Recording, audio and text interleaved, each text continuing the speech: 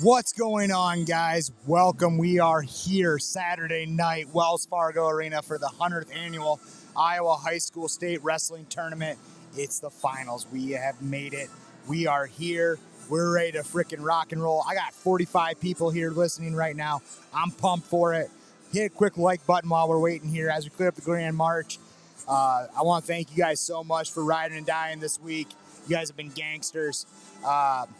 We're clearing up the Grand March here. I think we're going to have a little bit of time here in between with media timeouts and stuff like that. But we got 3 mats tonight. I'm by myself tonight, Worm Buffelli. We're going to do our best to make sure that we cover matches as best we can. We did this last year by myself. I'm totally cool with it. I hope you guys are cool with it. I might have 1 or 2 special guests coming up here to chat with us tonight. So pretty pumped. So if you're in the comments, let me know. Where are you guys from? Where are you guys listening at? Are you guys fired up for the state finals? All right, so far not a whole lot of action going on, but hey, while we get the mats cleaned here real quick, we're going to take a quick break right off the gate just to show our sponsors some love. Big thanks to Raider Outdoor Power in Dubuque, Iowa. They have done an awesome job this week making sure that we are getting taken care of in this live stream. So if there's anything you guys need, Raider Outdoor Power can take care of you. Mike Hass, what's up, dude? You've been my ride or die. Justin Bench, Riceville, Iowa, home of Dave Mitchell, John McGovern. Love that up there. We got Diego out of Waterloo. He's in the house. Cody, Kansas, what's going on, dude? Excited for you guys. We're going to take a quick break here real quick, take a look at these ads, and we'll get ready for the finals here. At Raider Outdoor Power, we have something for everyone in every price range and for every season. We're your #1 source in the Tri-States for lawn and garden equipment, snow equipment, handheld equipment, tractors, gators, grills, and utility vehicles. We offer a full line of new and used products from John Deere, Kubota, Steel, Cub Cadet, Honda, Green Mountain Grills, and many more. Check out Raider Outdoor Power in Dubuque or online at lawnpower.com.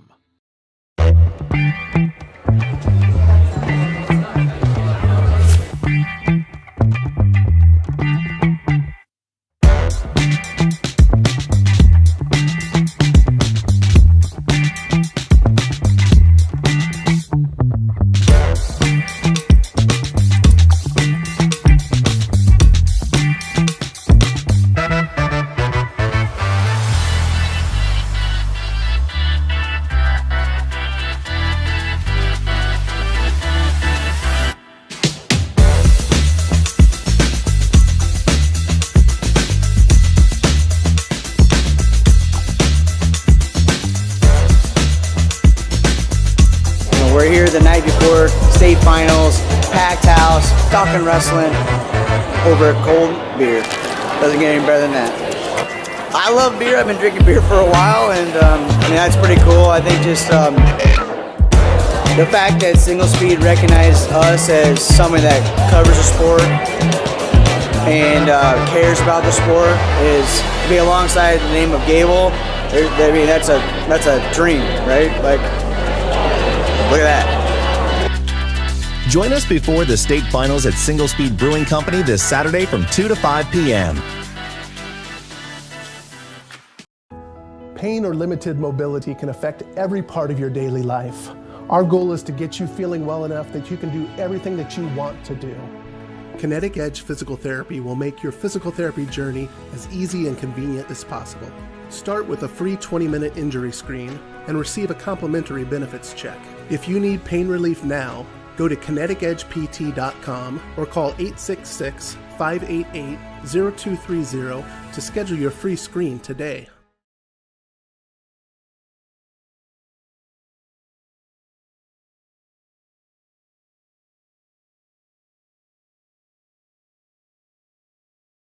And we're back. We're still waiting for our wrestlers to show up here on the mats. 124 people. That's awesome. I'm excited for you guys. Just a quick recap of what's happened this week. First things first, the juggernaut that is Southeast Polk Wrestling in Class 3A. They clinched it Friday afternoon. They got 7 in the finals this year. And I mean, you want to talk about just dominant team. Probably we're seeing history being made right now as one of the greatest teams of all time.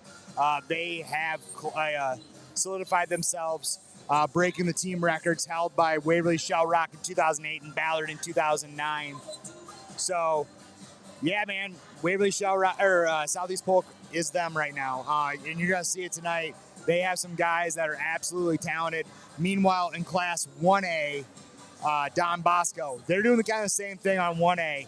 They are they clinched it last night after the 1A session. Don Bosco, tough as they come, a lot of young guys in their team. But meanwhile, kind of the real talk of the tournament, excuse me, is that Class 2A team race. We are pretty set there with it's probably a 3-team dogfight here.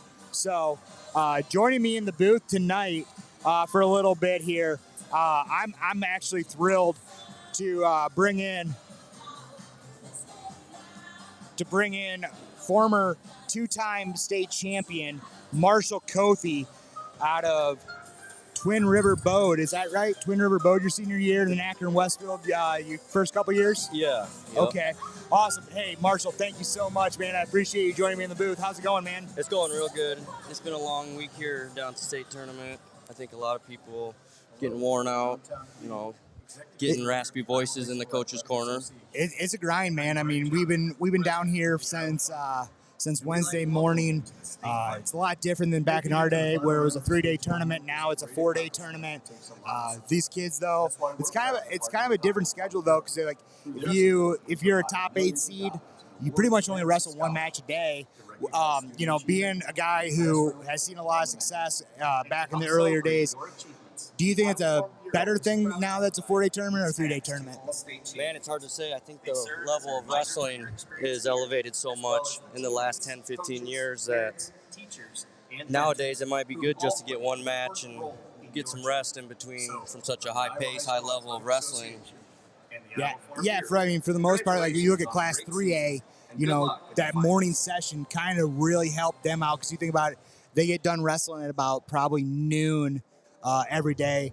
Then, they give themselves about 21 hours to kind of rest, regroup. Back in our day where it was like, hey, you might wrestle your quarterfinal match at 8 in the morning, then turn around and have to come back here at 8 o'clock at night and expect to wrestle that match. Yeah. So what have you seen so far in this tournament where you think has been really impressive? Man, just the level of exchanges, how they're going back and forth more than 1-2 times. I mean, you got guys exchanging multiple series of 4 or 5 back and forth, and it's just a continuous wrestling. It's really impressive to see and watch it. It's really fun. I mean, Coy Davison and Jakari is a great one. Talk of the tournament, man. It sucks that we're not going to get to see a championship match for that match. For those that don't know, Coy Davison actually had to medically forfeit out of the finals. Turns out during that match, Jakari Clark, he actually ended up messing up some serious muscles in his neck, in his T4 and T6 vertebrae. So thoughts and prayers to Coy Davison, man. Like, that dude's a road dog. He's going to do a lot of good things out of Oregon State. But, man, like, you want to talk about a guy who just wrestled through positions. And probably, I thought that was obviously the match of the tournament so far. No, yeah, the exchanges was nuts there. And, like anybody, we want them all to go home healthy, no injuries, great wrestling. I mean, there's nothing worse to see a great athlete like that get hurt, and then just same thing with Munson in the quarters, 3A. It just stinks that, you see such great wrestlers both having to lose from it and win that way and then not be able to get what they worked for. Yeah, and Dylan Munson, I always feel like kind of got snake bit in this tournament. Last year he didn't have the tournament he wanted. He was kind of dialed in all season long. And, you cannot fault Weston Porter in that situation. He's just wrestling aggressive, doing the right things. Accidents happen, but I gave you confirmation this morning that Munson was in the arena. He's back on his feet, so he'll be able to be on the podium tonight. So with a 6th place finish, so thoughts and prayers, man. It was a scary situation, but we're rolling here, man. 3 mats, Wells Fargo Arena. Can't beat it, can you? Nope, the environment's second to none here for wrestling. It looks like a filled house here tonight. Pretty exciting stuff. We're got the lights shut off here at Wells Fargo Arena. I was talking to Tony Hager this week that I think after this year they are looking to add a little bit more production value into the state finals, just because they're able to put on a really good TV product. You know, I know that you were probably down at the girls' high school state tournament this year. No, I didn't make it this year, but I was down there last year. Yeah, but like in the finals, you know, they got flamethrowers. Like they put on a show there. I mean, we're the Iowa High School State Tournament. I've always said like we need to have that sort of firepower, if you will, in our presentation. And I think if we're gonna step that up here in the next year or so, it's gonna be exciting stuff. That is exciting. I mean, you know, a lot of these guys, they've worked more than just a high school season. They've worked their whole life, and to come down here and get more than just the wrestling and get the fireworks and stuff for the show for them, you know, they deserve it. So we're still in media time out here. We got 111 people streaming right now. We appreciate that. The fact that you guys have been riding with us all week on IAwrestle. Been one of those things like, yeah, you guys could be anywhere else tonight, but you guys are here listening to us, so we do appreciate that. What matches tonight do you think you're most excited about? I'm excited to see 3A 113. You got Alex Pierce versus DeSalvo. I think that's going to be fireworks. You know, it should be real exciting. So you moved down to Iowa City a couple years ago, right? Yes, 2020. Okay, 2020. And so far you've made a big impact in the area. You've been helping out with Big Game Wrestling Club. I know you got a couple boys in that club. So I do thank you for bringing your knowledge back into the sport of wrestling. We need a lot of people like that in the world that were really successful wrestlers helping our younger generation move on.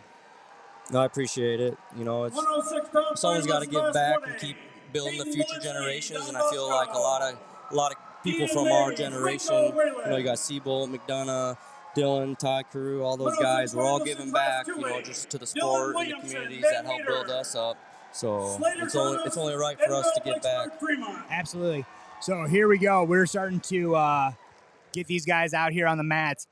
Big one I want to see right now in Class 3A, Eddie Woody out of Southeast Polk. This kid, freshman, came into the state late as an 8th grader, and I was watching him this entire tournament, and he's as advertised. Meanwhile, on Class 1A, Ian Mays out of Waco Wayland. This kid has really, really impressed me. Yeah, he kind of just came out of nowhere, and for me, I didn't realize, you know, he's had a heck of a tournament, and I didn't even know who he was before this weekend. Same, pretty much the same. And then starting a large underbody and basically like, you know, just kind of grinding that Southeast Iowa, Southeast Iowa area. Had a really good Iowa City Regina tournament where he bumped off the top 3 ranked kids in the state to win that tournament. And he's kind of been wrestling lights out here. Meanwhile, on Class 2A, obviously the conversation is that team race. Meanwhile, Class 2A, we got Sage Thomas out of Eddyville Blakesburg, the freshman. He's taking on Dylan Williamson out of Van Meter. Real close team race in Class 2A. 3A and 1A been locked up, but right now, Eddyville Blakesburg, Davenport Assumption, you know, they're kind of in that real close team race here. Yeah, 2A is probably my least knowledgeable this year. You know, they're the late session, and we were morning, so I didn't get a lot of time to see them. And so I don't know. I haven't seen these two wrestle yet this year, so it'll be interesting to see what happens. Meanwhile, so here are the lineups for 3A. We have Eddie Woody. He's taking on Christian Gannon out of Dowling Catholic in West Des Moines. Class 1A, we have Belinsky out of Don Bosco, a kid who transferred from Wapsie Valley last year. He went Fargo All-American this past summer, and he transferred to Don Bosco. He's in on a takedown right now on Mays. Mays doing a good job. Here, Woody's putting Gannon on his back. This is crazy. I wouldn't. Oh, back and forth here. What's really good happen? Adjustment here. And there's the fall. That is crazy. Good for Woody, but, you know, to come in and just dominate. Did he not pin anybody? He hasn't. He has been lights out, undefeated, or actually has one loss in the year from the Cheesehead. But freshman state champion for Jake Agnish, just adding to this team race right now. Eddie Woody, tough as nails. I think we're going to be talking about him a lot over the next 4 years. I will have to agree. That is very impressive for him to come in this year and do what he did. I mean, that was a minute 25 pin. I mean, and then coming up here on 113, Nico DeSalvo out of Southeast Polk. We've been seeing him a lot the last year and a half. He's as advertised. Oh, 100%. So if I'm not wrong, isn't he the one that beat Alex in the final last year, Alex Pierce? Correct. Yes, he did.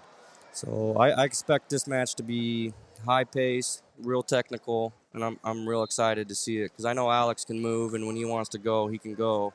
So we'll see if he's ready to step up and take on DeSalvo. Down here on Class 1A, Belinsky is up 3-0 on Ian Mays out of Waco, Wayland. Belinsky, man, tough. He had to sit out a little bit, obviously, with the transfer, and then he's been dealing with an elbow injury, but he's been wrestling real solid this tournament. Meanwhile, Mays gets in on a shot, finds a really nice corner here. But meanwhile, Belinsky sits down, trying to doing a chest wrap here. Mays doing a really good job. There's 3 here on Class 1A, tied up here, 3-3. Meanwhile, down, it's still scoreless here in the second period. In Class 2A, looks like Thomas out of Eddyville-Blakesburg with a real tough ride. Dimitri Boyer out of Eddyville-Blakesburg took over the program about 2.5 years ago, and he's just really been cruising here. These got a lot of young talent. They got 3 in the finals. And they're freshmen, sophomores. He's definitely done a good job there. He's definitely getting those boys on the mat as much as he can and doing what he can for that program. So that's awesome that, they got a guy like that over there at Eddyville-Blakesburg. So, you were a 3-time finalist, 2-time champ. For those at home that never really experienced that, what are kind of some of the emotions that go through your head in the state finals? I just always got excited. I loved being down there. I was in the middle mat on 1A in front of all these people. I was one of the type of people that just really fed into it. I loved it, and I lived for the moments to be able to go out there and perform in front of all the people, and it made me wrestle harder, better, faster. I loved it. But, it can be intimidating for, young wrestlers that have been under the big lights. It's bright down here in Wells Fargo when you walk out, and it looks like a big, deep arena, first time you walk out there in front of all these people. Yeah, I mean, and growing up, though, we wrestled in, the AAU circuit where the state tournament was held in Cedar Rapids. A lot of these kids, though, I kind of think it's kind of in their favor now because we wrestled the AAU state tournament down here. These kids are familiar. They're familiar with the back locker room. They're familiar with the arena. I feel like some of the nerves get shaken out, but also Saturday night down here, this place is packed. It's loud. There's lights. There's pageantry. It kind of shakes some dudes up. Oh, 100%. I mean, you come out there and you look how close to everybody is to the mat. You don't get that feeling at AAU because, the bottom row of the stands are pushed in. Here they look like they're almost pushed out to the mats. Oh, nothing here yet. Still 3-3 here at the end of the second period. This is a great match here on Class 1A. Still, it's 1-0 over on 2A. Looks like Williamson of Van Meter. He's up 1-0 here. Justin, how many brothers have won state championships in the same year? Honestly, too many to count, man. I really can't think about it right now.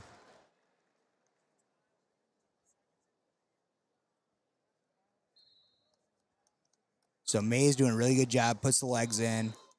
Potentially dangerous starting right here. Man, that is a good question, though, the brothers. I mean, you could go twins, Paulson twins, the Brands twins.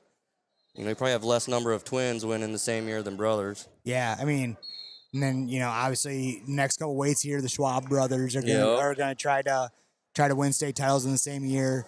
Tell you what, man, you've gotten to see them. Hendrick Schwab this year, the freshman. He's kind of been wrestling lights out this tournament. So is Hayden Schwab. Both really tough kids. But Hayden Schwab's got that rematch with Adelfinger out of Wilton.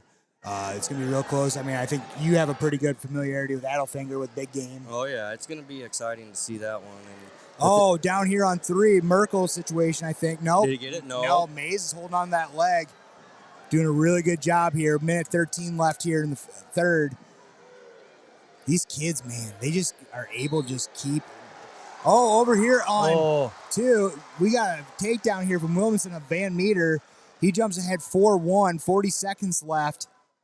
Real tough match here. He's got a good ride. He's got that ankle hook, stretching him out with the crossface.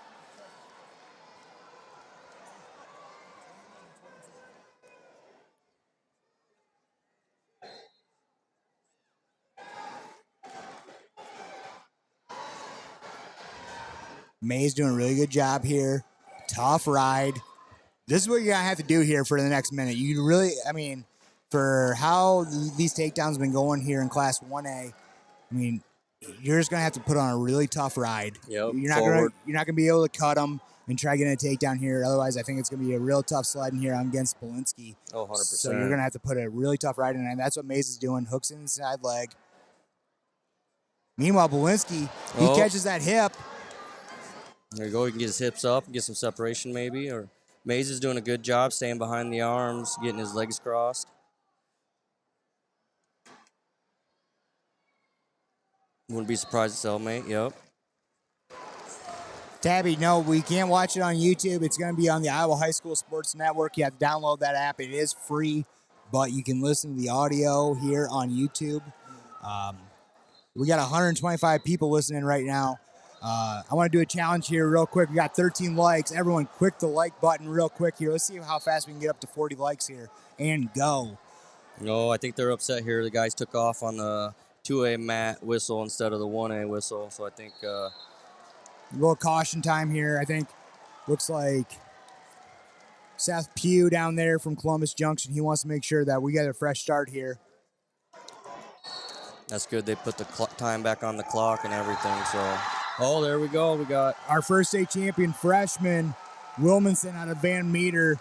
Great tournament here. He really impressed me this tournament, and good for him. He gets that win. Wow, Mays just backpacked, but Belinsky's doing his best to shake him off here. 8 seconds.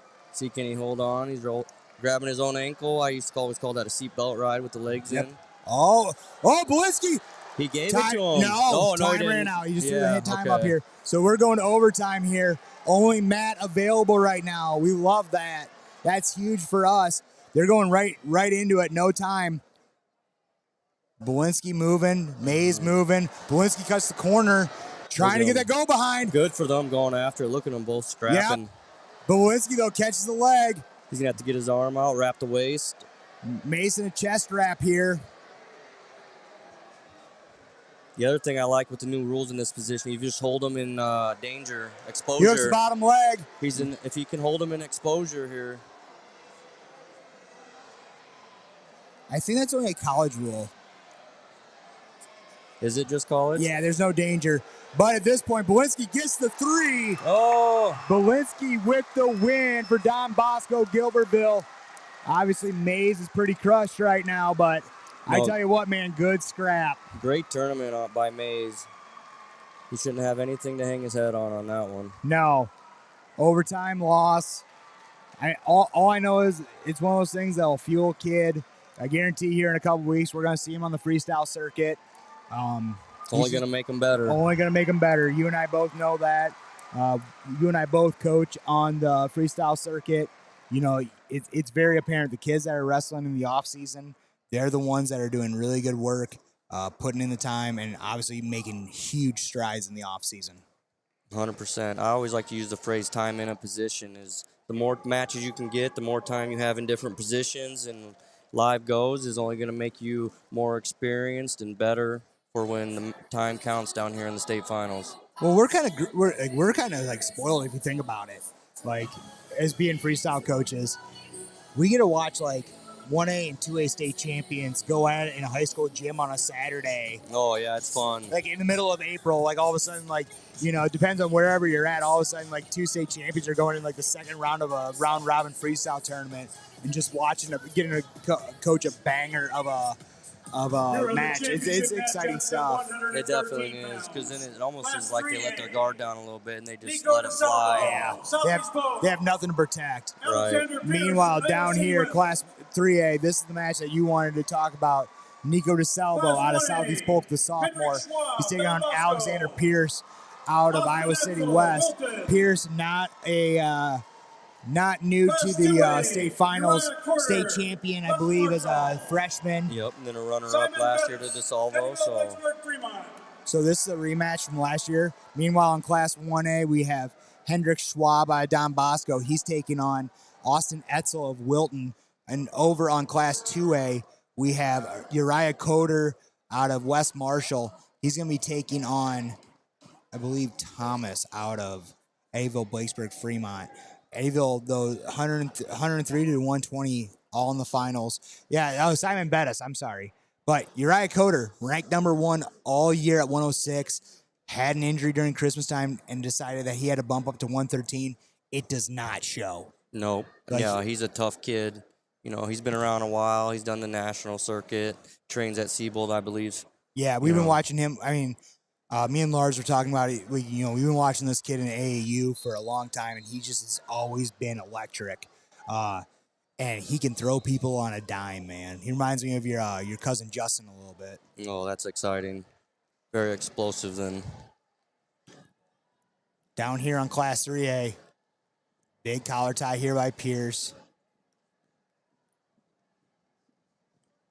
The tradition powerhouse that is Iowa City West. Head coach Nate Moore was coached by legendary coach Mark Ryland, Nate took over the program in 2020. Oh wow, Coder with a throw. He gets the 3. No. He gets the 3, but was almost in some near fall over here. Good job by Bettis by fighting through that and getting his arm through and getting off his back. Meanwhile, still scoreless on 1A. Hendrik Schwab, man, he's been as advertised. He had a little scare in the quarterfinals, but he's just kind of been wrestling lights out. I like Hendricks. I've watched him a few times. He's just a real physical, aggressive wrestler. A lot of people out there would think that Doug is... Oh, DeSalvo in a shot. Pierce does a really good job stuffing the head, putting the sips down. A lot of people would probably think that Doug is a, one of those wrestling dads, but I remember when he first started wrestling, I was at a freestyle tournament up in Charles City, and the boys were wrestling, and I looked up in the far corner of the gym, the highest point of the arena. There's Doug, just chilling, watching his boys wrestle, just letting them have fun doing it. He definitely does it the right way. I mean, I've been at a lot of tournaments when he's not even there, and the boys are out there competing, and he just lets them go figure it out. I think after spending the week at IAwrestle, I was talking to Allison a little bit, and it just seems like, that's just what it is. It's like if they want advice from Dad, they'll go to him. But at the same time, he knows that the boys are in good hands with the Don Bosco coaches. They're in good hands with Cruz Aris at Immoral. 100%. And they're just doing really good things. And what a good way to try and keep the pressure off them. Dad's not trying to make them good, and they can just do their own thing. Schwab did a really good job there on that rise in the first period. He's up 3-0. Here goes the coin flip. It's going to be Etzel's choice. He's going to defer. Schwab's probably going to choose down. Still scoreless here on Class 3A. Selva chooses bottom. Pierce on top. Yeah. What attributes does Pierce, you're around Pierce a lot. What are the big things that make him special? His ability to adjust and his speed, man.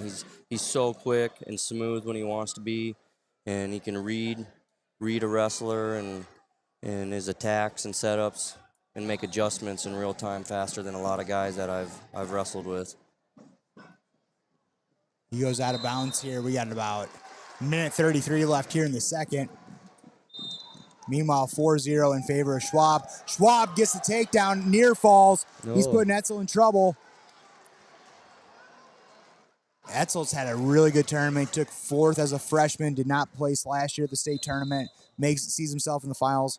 kind of helping Wilton get that in that run for a team trophy. I think they came up in 3rd place, doing a really good job there down in Wilton.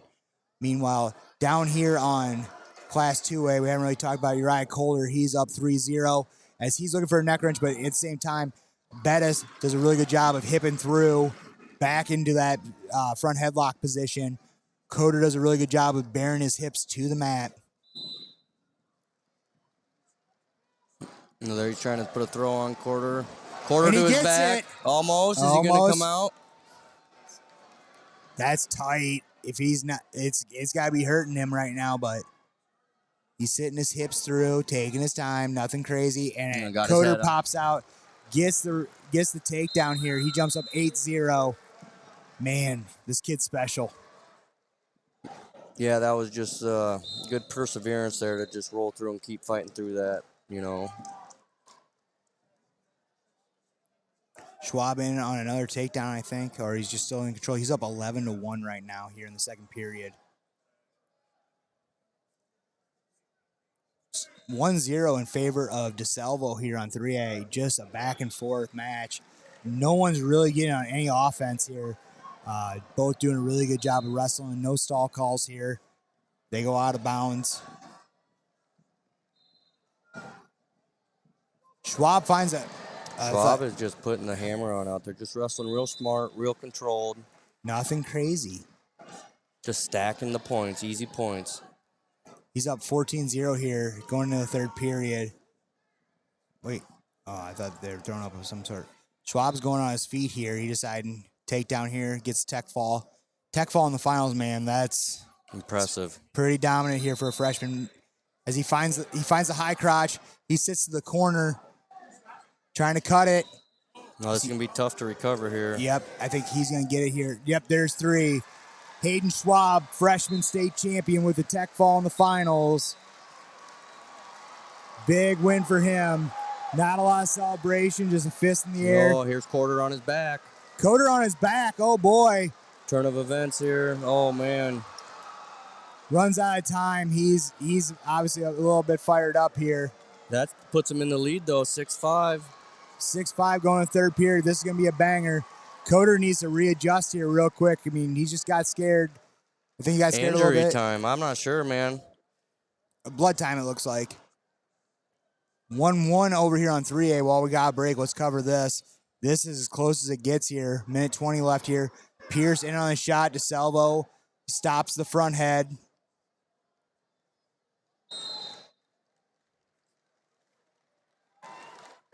I tell you what, man, Pierce is bringing the freaking heat on this match.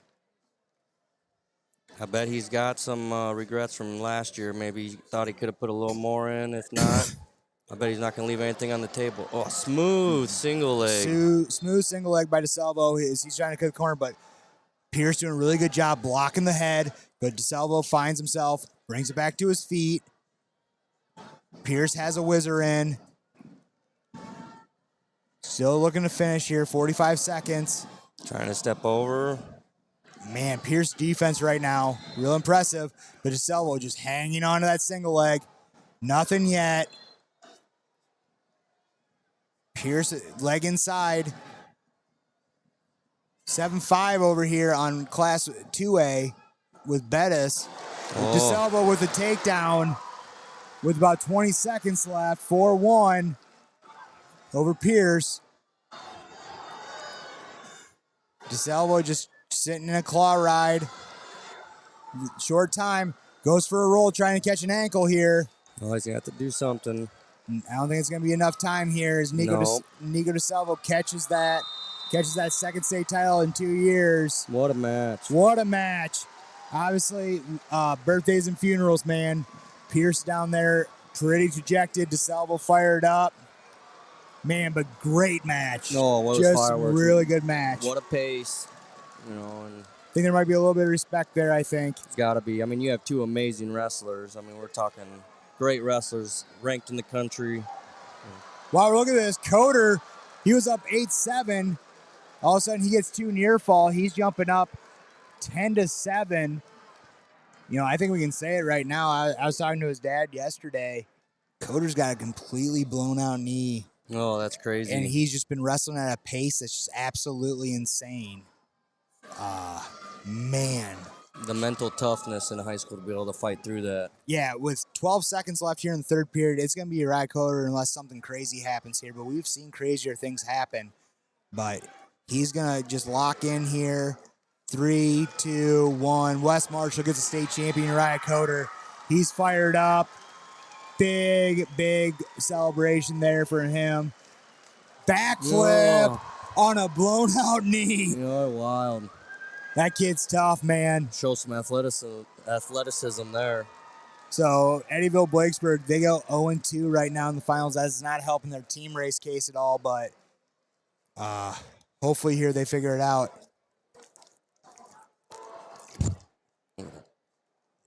I think I'm going to take off here. I got to go down on the floor, get some pictures, Absolutely, man. I appreciate you coming up here for the first 2 matches. Everything, Marshall. Thank you so much. Hey, we'll see you down here next week in AAU. Yeah, it'll be exciting. Thanks for having me. I really appreciate it. All right, buddy. Thanks. Take care. With that, we're going to take a quick commercial break here during the medal round, and we will be back. At Raider Outdoor Power, we have something for everyone in every price range and for every season. We're your #1 source in the tri-states for lawn and garden equipment, snow equipment, handheld equipment, tractors, gators, grills, and utility vehicles.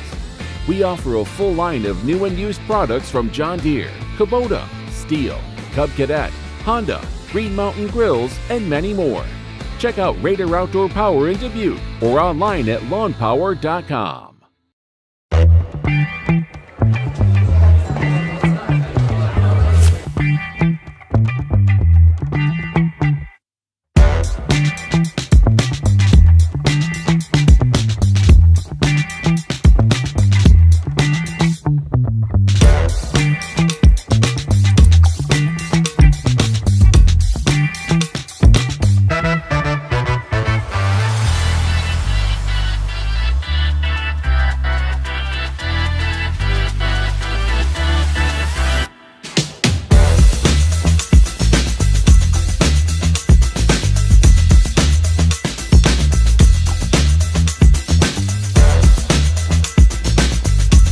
We're here the night before state finals, packed house, talking wrestling over cold beer.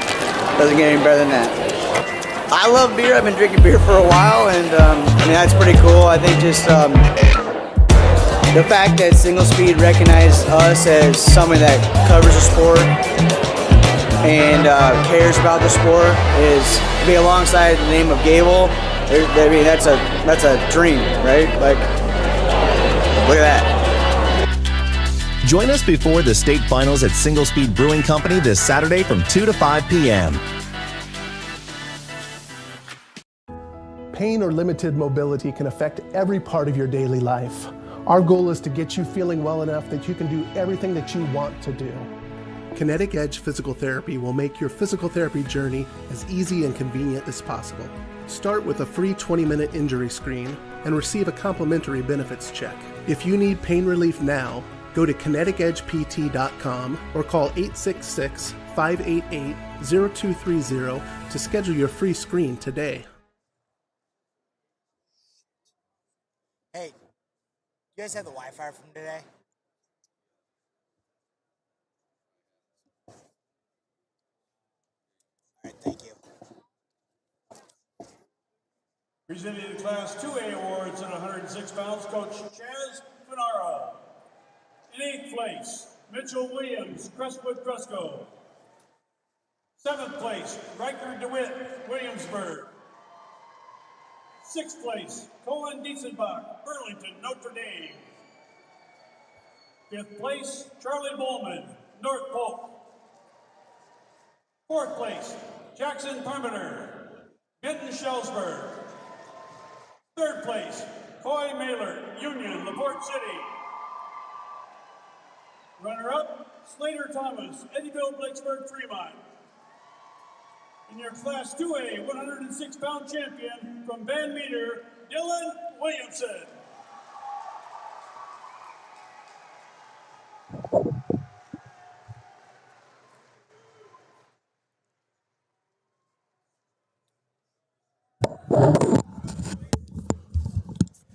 right, we're back here. Apologize for that for the commercial break. I did not realize I wasn't on mute. I'm sorry, but we're still rolling here. I apologize for that. We still have 143 people in the commentary. Hit that like button. Those people that are dropping those 2 unlike buttons, I'm sorry, man. I'm doing the best everything I can. Obviously, I'm one man here. Marshall had to go down and take some pictures. While we're here, just finishing up here, the Class 3A awards. They're doing a really good job here, moving this along. Doing the best I can here, honestly. Was pretty lucky to have Marshall Kofi, 2-time state champion, Fargo national champion, giving back to the community in freestyle and Greco for Big Game Wrestling Club. So hopefully we'll have him back here up later tonight. He had to go down and take some pictures, I think he said. But we got some bangers coming up here at 120 as we clear off the podium going into the Class 3A finals. Or all class finals, I'm sorry, at 120 pounds.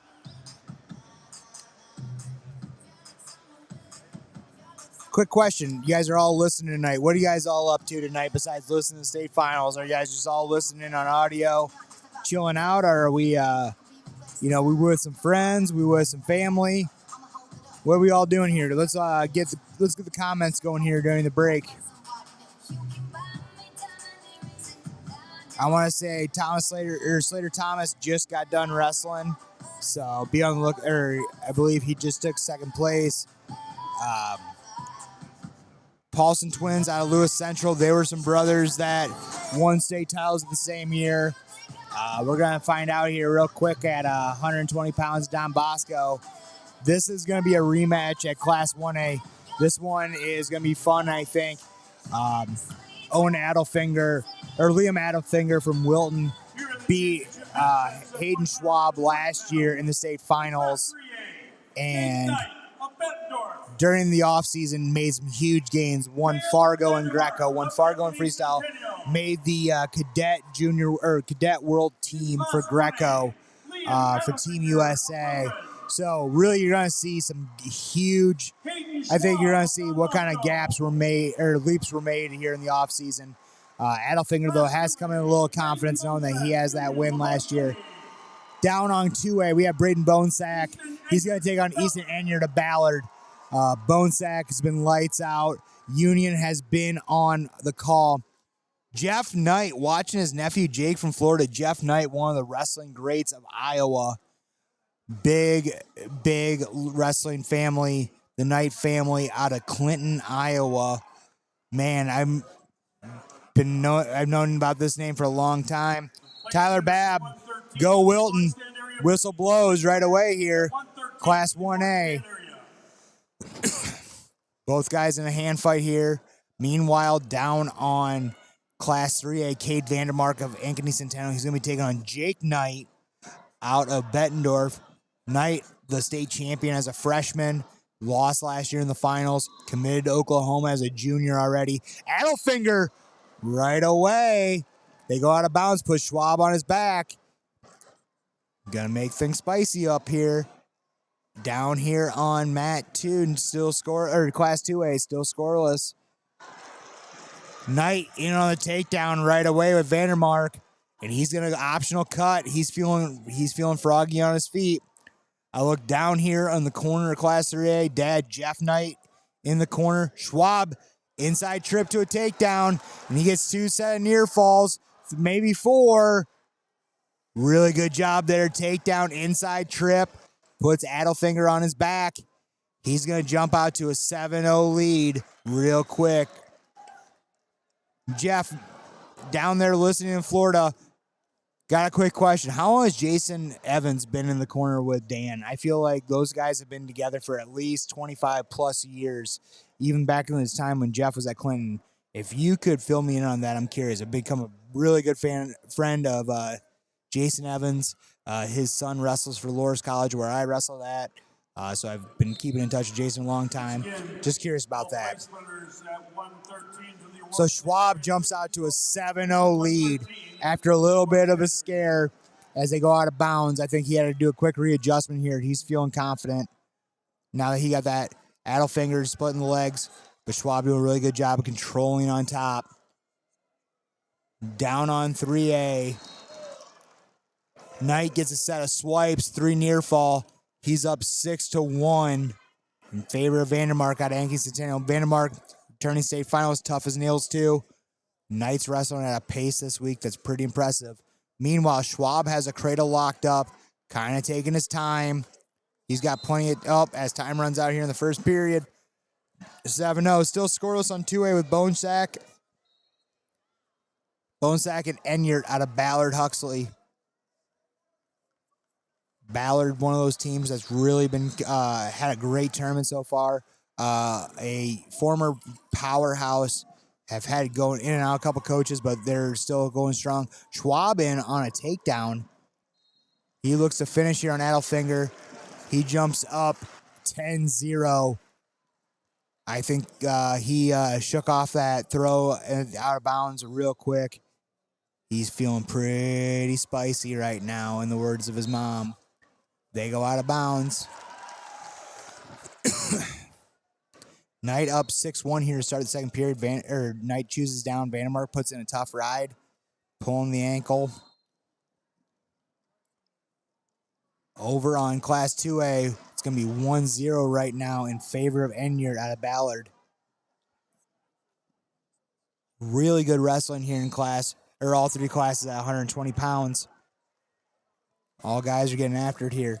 Big fan of the Bettendorf white singlets tonight. Kind of Penn State style white with gold sash. Very off of their black with gold sash that they have in their regular singlets. So, you know, I'm a nerd when it comes to style points. Cool shoes, cool singlets. That's what I'm about. Adelfinger gets the 1, but Schwab answers right away with a 3 near fall, or 3 takedown and a near fall. He's going to jump up 14 or 17-1. I think he gets the tech fall. He's throwing up the X and telling the crowd, hey, calm down, calm down. He's the champ. He's pretty fired up here. Good tournament for Hayden Schwab. I was talking about the jumps that he would make, and he made them. Big win here for the sophomore out of Don Bosco. Set of brothers who, excuse me, have won state titles this year. Look over, Adelfinger comes up right away to Schwab, gives him a hug and says, hey, great match. A lot of respect there, a lot of sportsmanship. At the end of the day, that's kind of all that matters. Couple dudes out here scrapping. Meanwhile, down on Class 2A, Enyart in on the leg on Bonesack. He's up 1-0. 17 seconds left here in the second period.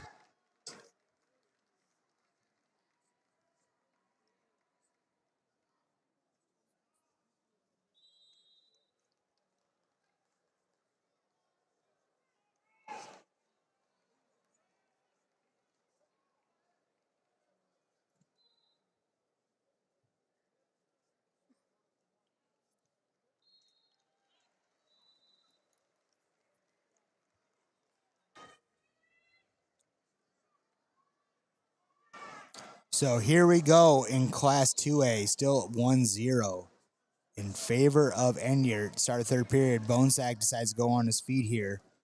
Jody Mitchell, absolutely. Great sportsmanship. Ludke just got home from the women's regional down in Simpson. How'd that go today, brother? Throw me in some chats. I would assume Iowa just showed up, showed out? Question mark?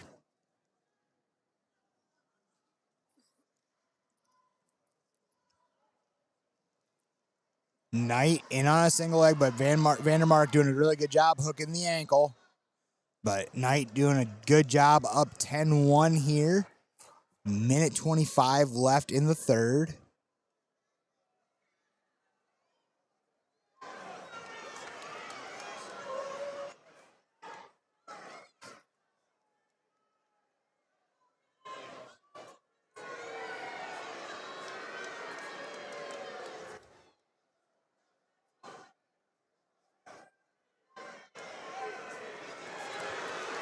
There's 2 for Bonesack. I'm calling him Bone Shack all week. But Bonesack goes ahead 3-1 49 seconds left here in the third period. I tell you what, that's gritty. He's got 49 seconds, though. Here's the thing. Enyart can get out on bottom, get to work. A lot of time left.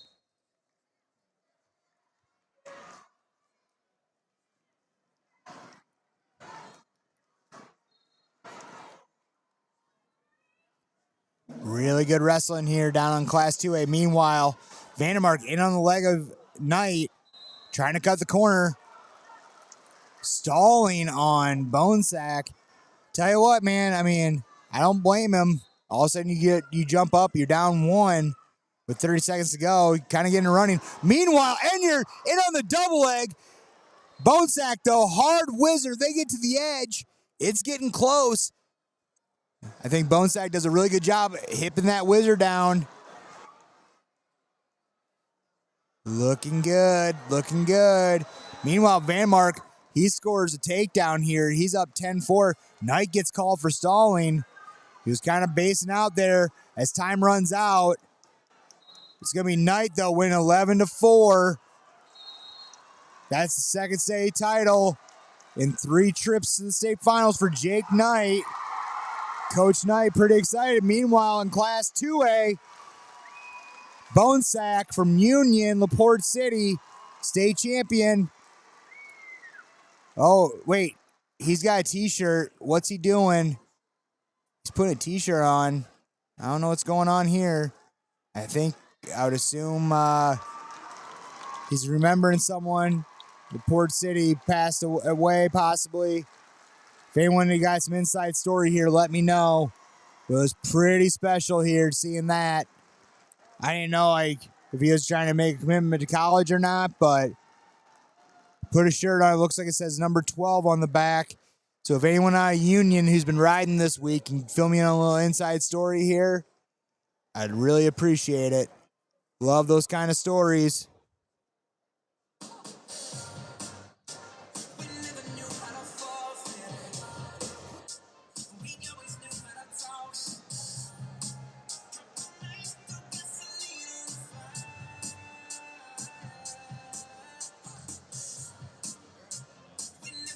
So we're going to take a quick commercial break.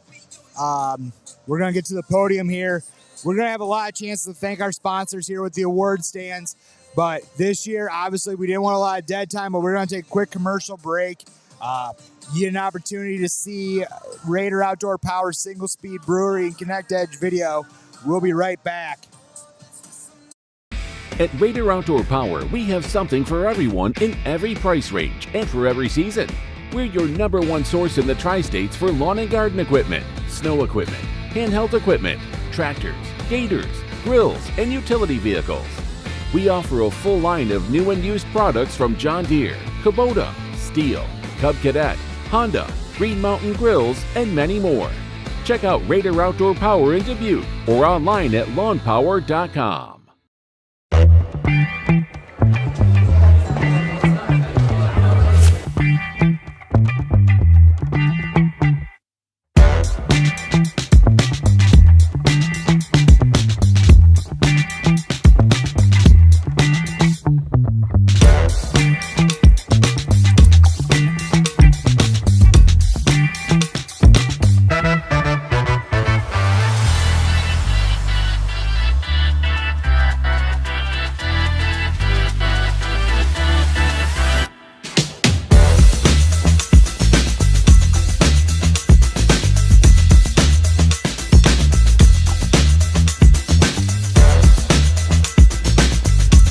We're here the night before state finals, packed house, talking wrestling over cold beer.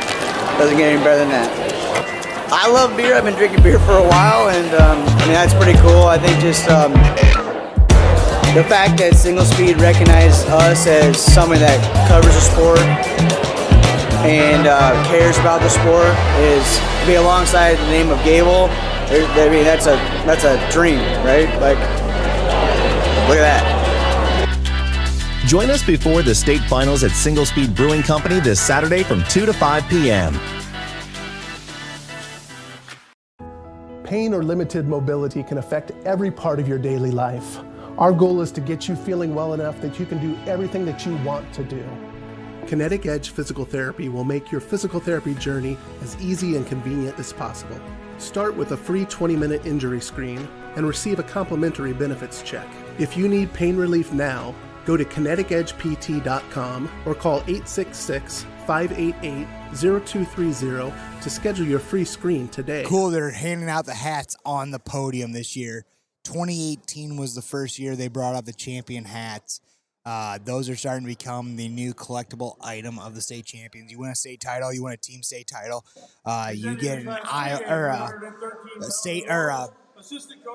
Farm Bureau Insurance State Champion hat for winning state. As a former state champion coach, we ended up getting one, so I have one in my possession as well. Okay. So Mike Hass, thank you so much. There was a student that was killed this year in September in Union who played football, and so Bonesack out of Union, to celebrate him, puts a t-shirt on when he wins the state title.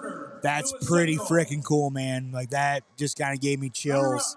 I think a lot of kids, put that in those positions to be pretty, to honor their friend who passed away. So that's it's pretty cool stuff. Sometimes in life it's bigger than a wrestling match. As they're finishing up Class 3A, Nico DeSalvo wins his second state title as a sophomore. I tell you what, guys, you guys saw it. Nico DeSalvo, he's tough as nails. He's as advertised. Getting ready here for 126 pounds, all three classes. I think we're taking a media timeout right now.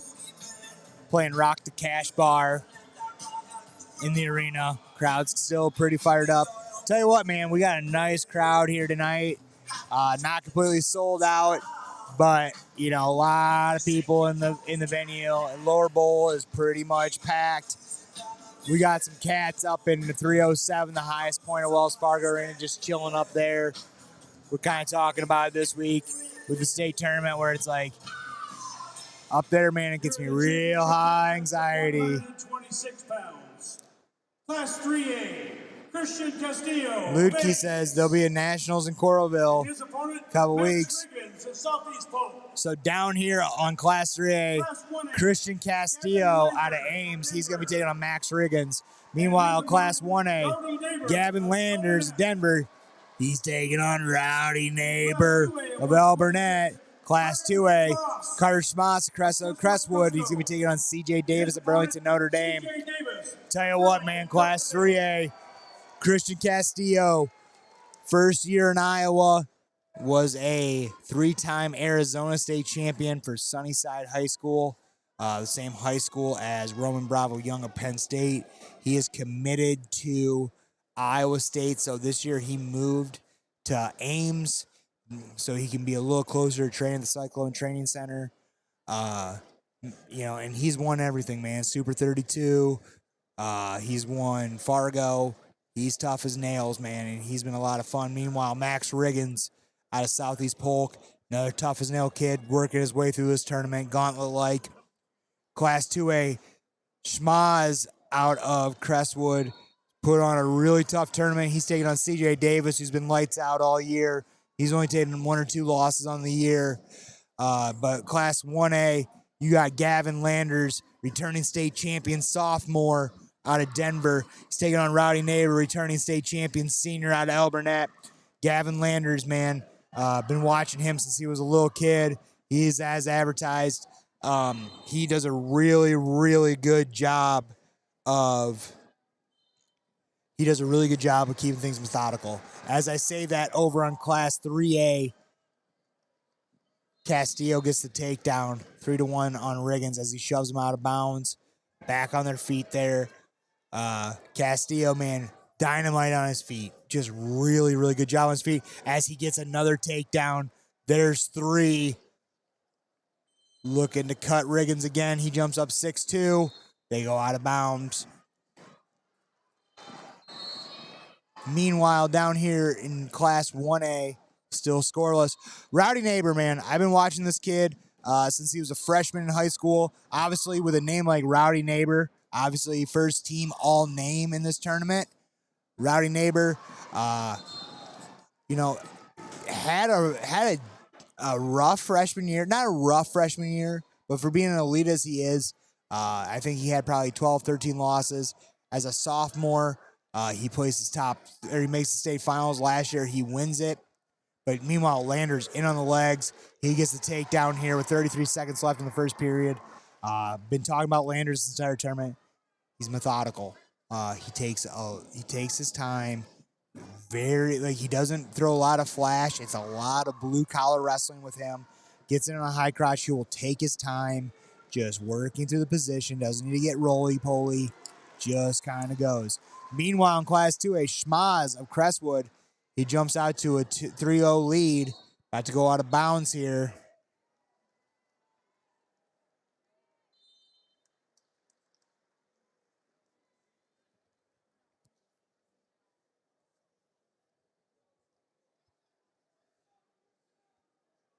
Place winners at 120 to the award stand area, please. Place winners at 120 to the award stand area.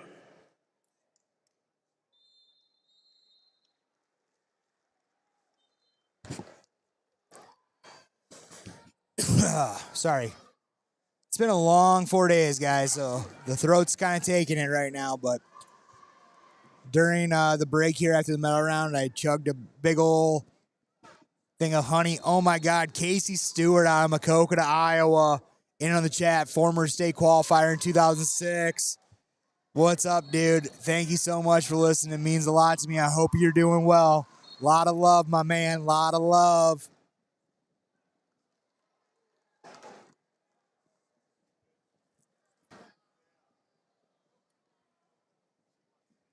Meanwhile, over here, looks like Castillo, another takedown, 9-3 over Riggins, just doing a really good job.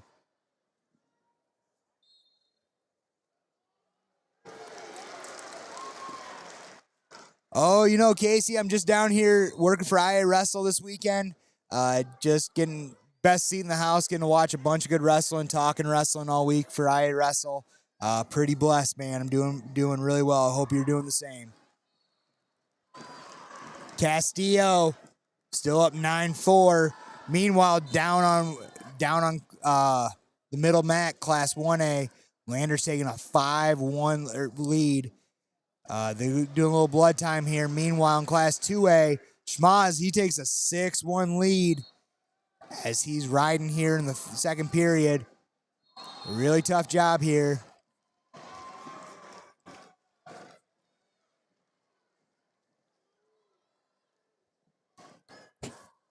Tell you what, we've been really lucky tonight. We got to watch a lot of good wrestling so far, and we're only at 126 pounds.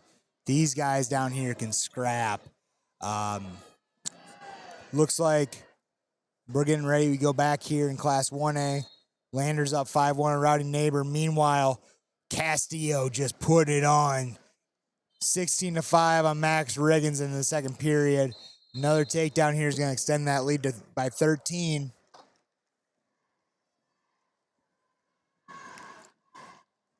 Tell you what, though, Casey, boys out of Makokata kind of showed up down here this weekend. Didn't get on the award stand, but pretty excited. There's a freshman down there named Taden Howell who really impressed me this week. I think he's got a lot of upside to him.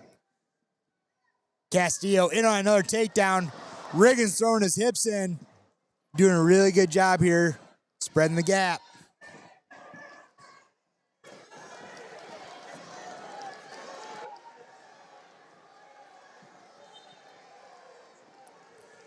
A lot of really good wrestling.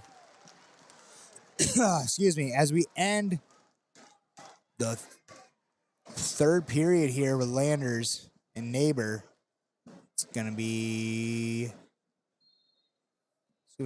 Rowdy Neighbor's choice. He's going on his feet. He knows Landers is tough on top.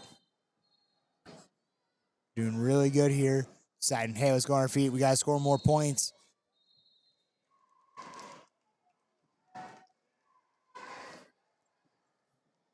Class 2A, 6-5 right now in favor of Schmas of Crestwood.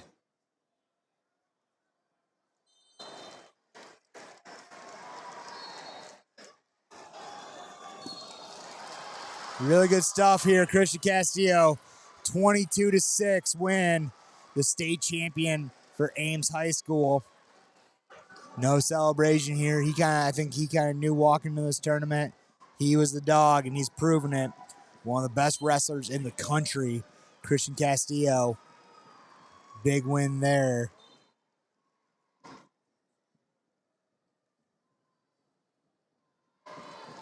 Tell you what, I just got confirmation that we got some Division I coaches here tonight.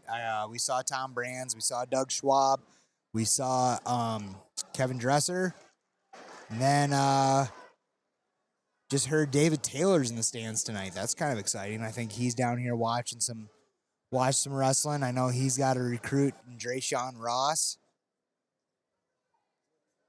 He is. I think while he's up here, you might as well try seeing what he can find here.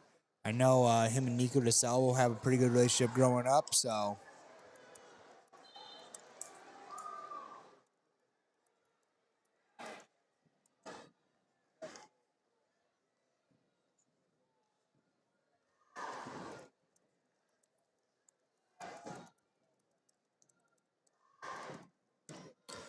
We got some good wrestling here, guys. Like I said, I'm sorry. Just getting into the chats a little bit here. Really do appreciate the love. We got 139 people listening. Hey, while you got a second here, while we got some matches going on here, let's hit that like button real quick for IAwrestle, IA Sports. They're doing a really good job of trying to grow the sport. They're trying to grow that YouTube content, putting on some really good content here. Meanwhile, Rowdy Neighbor putting Gavin Landers in a really precarious situation here, but they end up in a stalemate. 3 seconds left. I think Gavin Landers is going to pull this one off here, barring anything crazy. If it was college, man, it would have been danger, but Rowdy does good. CJ Davis with the headlock. 5 seconds left. He's going to hold on. He's not calling a fall. Gavin Landers with the win, Class 1A. CJ Davis out of West Burlington, Notre Dame, gets the win, hits the black flip. Big win for West Burlington, Notre Dame. They are in that team race. We got to watch out for them, man. They're going to be fiery.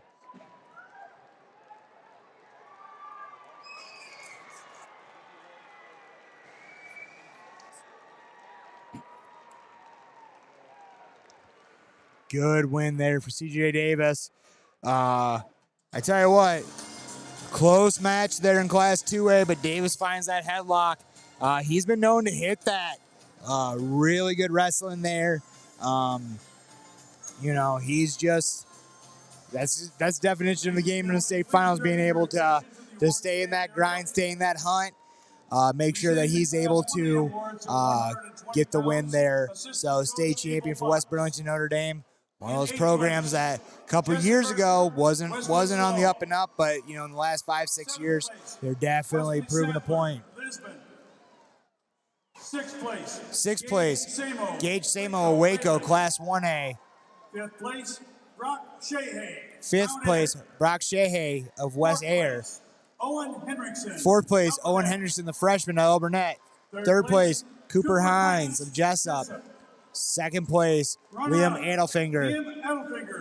Wilton. In your Class 1A, 120-pound state champion, Hayden Schwab from Don Bosco. He's pretty happy up there. Good for Hayden Schwab, man. You want to talk about a kid who looked adversity in the face after taking a heart-wrenching loss as a freshman. Bounced back, had a killer 364 days. And honestly, that's what you got to do, man. That's the thing about wrestling right now in the state of Iowa is if you didn't get what you wanted last year, whether it be you missed out on districts, whether you made the state tournament, went 0-2, didn't place, whatever, now you have 364 days to right that wrong, whether it be getting in the gym, hitting the weights, whether it be going and wrestling freestyle and Greco, which is, in my opinion, one of the biggest things that you can do, wrestling in the off-season, going to find a club, wrestling freestyle and Greco, going to those off-season tournaments, getting reps in, the only thing you can do there is make gains. I've rarely seen a kid go in, wrestle those tournaments, and come out bad for it. And, it shows these kids on the podium, they're definitely doing the right things and making strides, making gains in the off season here. So looks like Class 3A, 120 pounds coming up here. Coach and father, Dan Knight. Coach and father, Dan Knight, presenting the awards.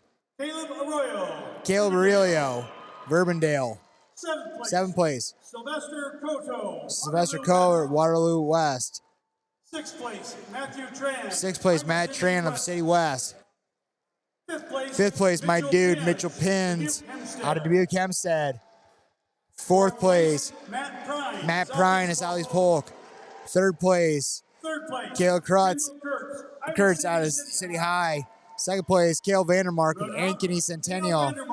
And your state champion, Jake Knight, Bettendorf, two-time state champion, three-time state finalist going to the University of Oklahoma. In 2 years, committed as a junior. Really good guy. Talked to him this week. Seems like a really good kid. Does the right things. So pretty excited there. So now we got some jams playing here. Gonna go media timeout. Tell you what, we gotta take time here. We're gonna go 132 pounds. Gotta thank the crew at IAwrestle this week. Tony Hager, Lars Underbach, Kurt Christensen, Ross Barocek. These guys started this 11 years ago. I've been a part of this crew for 2 years. These guys have been absolutely killing it. They provide the content in my opinion, Iowa high school wrestling needs. The predicament is is no longer a thing. So IAwrestle, they do their best with the rankings. They help with putting on a really good production of the state tournament.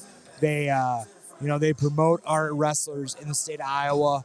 So, they do a lot of good things. So I got to thank IAwrestle. You guys have been listening. 120 of you guys today, as high as 160 this week. A lot of you guys have been my ride or dies all week. So I thank you for that. And a lot of it's all thank you to IAwrestle. Also to our sponsors, Raider Outdoor Power. Casey, get back to work, my dude. Miss you. Hope everything's good.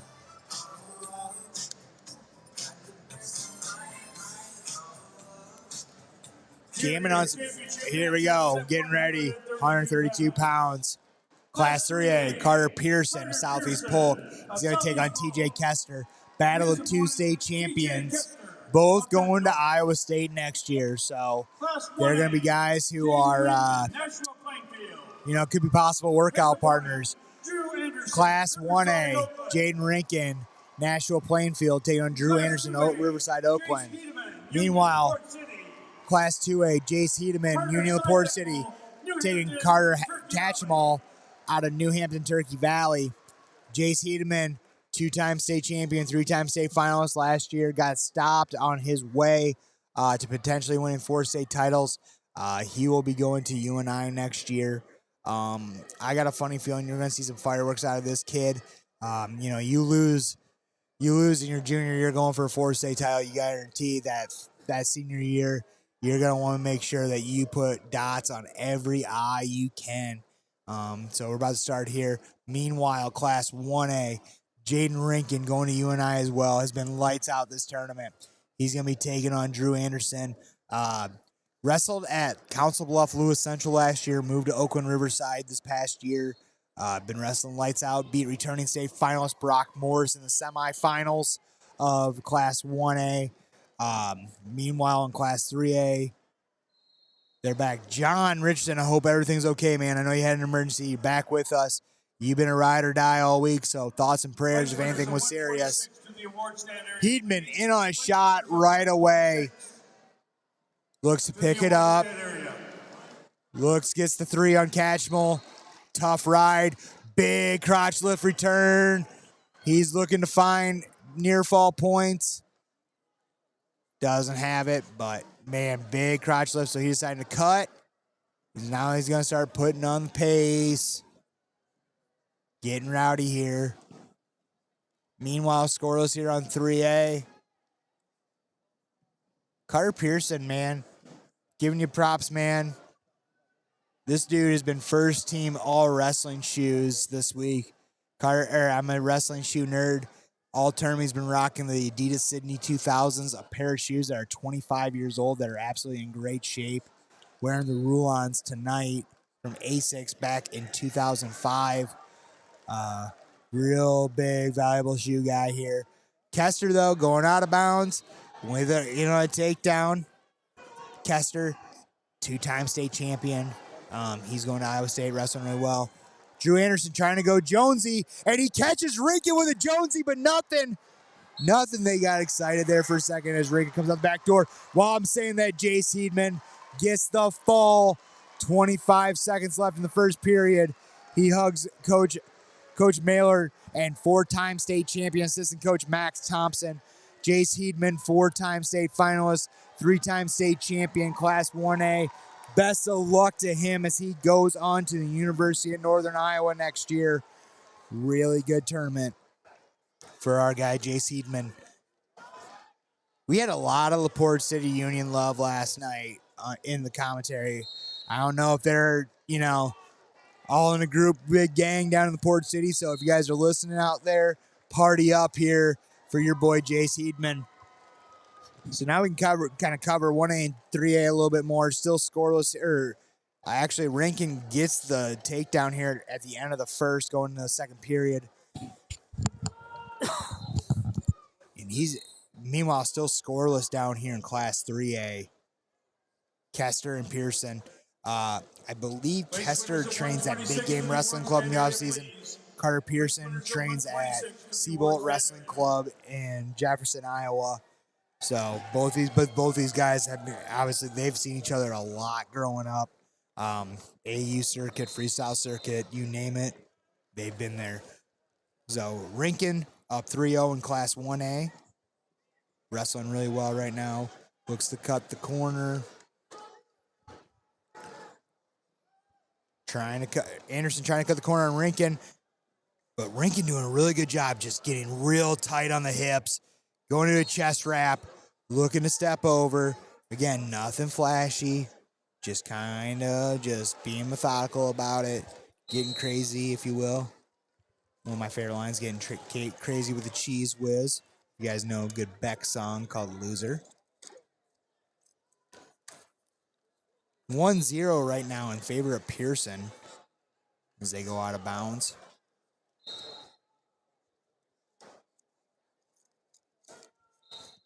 A lot of good wrestling here. Still a lot of good wrestling here. Oh, Rinkin gets the takedown. Gets a power half. Good work there. He expands 6-0. Still 1-0 in Class 1A. 40 seconds left here in the second period. Class 1A, 132 pounds. We are 5 matches into the state finals. It's wild to think, man. We think about this. We've been talking about it a little bit. Feel like down here is kind of gets to be Groundhog's Day. But, you kind of think about it. A lot of these guys, they wrestled districts a week ago, and it feels like it was almost a month ago. Like, honestly, it's kind of weird to think, like, all of a sudden it was like, wait, just last week we were wrestling districts. Kester in on the takedown possibly, but Pearson fights hips hard. Wow. 99% of the Iowa State tournament would have given up that takedown, but Pearson finds his hips.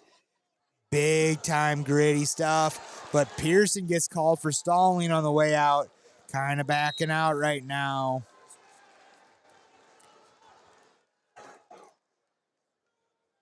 (6-0) in favor of Rankin. He's choosing bottom start of the third period. Anderson doing a tough job on top. Doing a tough job on top. Puts the legs in. Not trying to do anything crazy. Trying to get him tired a little bit. I think he's trying to look for, possibly some near falls here in a little bit. But at the same time, Rankin just taking his time. Seems like a lot of these Immortal guys that I'm noticing that wrestle at Immortal Wrestling Club, they don't get rushy. They don't get crazy. They just are being kind of methodical about a lot of their wrestling. Plenty of time here. Minute 30 left. As Anderson still riding real tough, but Rinkin doing a really good job trying to build quad pod, trying to build base, pulling off the claw. Hopefully I'm doing a little bit better job. I know when we started Wednesday, it was real hard to be a little bit more analytical about wrestling matches when there's 8 mats going on and you're just trying to keep scores updated. As I'm saying, that's Rinikin in an outside single. He's up 7-0. Shelfing, looking to the corner, grabs the hip, and he gets the 3. Rinkin doing a really good job here, putting it on now, 10-0. Meanwhile, down on 3A, it's all tied up here. Minute 43 left here in the third. This is a chess match. Meanwhile, Pearson's been called for stalling. Kester has been the aggressor pretty much this entire second period, going into the third period, and he's still working. Pearson's kind of blocking off. Kester takes a shot, cuts the corner, still looking to find the ankle. He's got a toe in bounds as they go out of bounds. But that's one of those things. I'm looking down there. Eric Eckerman in the corner or in the finals for the ref position. He's kind of probably noticing that Kester's doing a lot of work. So if Kester keeps this pace, unless Pearson takes a shot, kind of makes himself look a little busy here. Hopefully, I'm not saying hopefully, but I'm saying Kester doing a good job. Pearson, though, now starting to pick up the pace here a little bit. Minute 5. Rinkin doing a good job on top. 10-0 here as he's going to win a state title for Nashua Plainfield.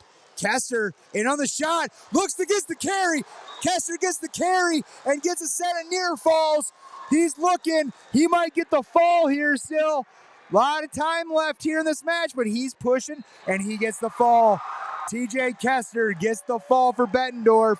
Carter Pearson will finish his career a 2-time state champion. So will Tyler Kester. They'll go off to, or TJ Kester, they'll go off to be teammates at Iowa State next year. But man, you want to talk about a match. Kester wrestling really freaking tough. He was the aggressor. He pushed the pace. He did a lot of good things right there. So kudos to TJ Kester of Bettendorf as Bettendorf kind of locks in that spot. Meanwhile, looking at Class 2A scores, that race has been kind of a thing here all year or all week. Burlington Notre Dame, they're up 125 to Eddyville-Blakesburg, 107.5. I got a funny feeling I think that might be all she wrote for Class 2A as West Burlington Notre Dame might be taking the state title because I think they're both out of state finalists, and I don't think there's any more points that they can get. So safe to say West Burlington Notre Dame, they clinched the state title in Class 2A. Assistant coach Trace Landers. Wow. Okay. I was just getting kind of worried there. I was like, there's no one on second place, but Rowdy Neighbor shows up. 7th place, Blake Irvin, West Lyon. 5th place, Riley Watts, Lawton Bronson. 5th place, Riley Watson of West Bronson. Mason Shirk. 4th place, Wilton. 3rd place, Dawson Jacobson, Central Springs. 3rd place, Dawson Jacobson, Central Springs. 2nd place, Rowdy Neighbor, Burnett.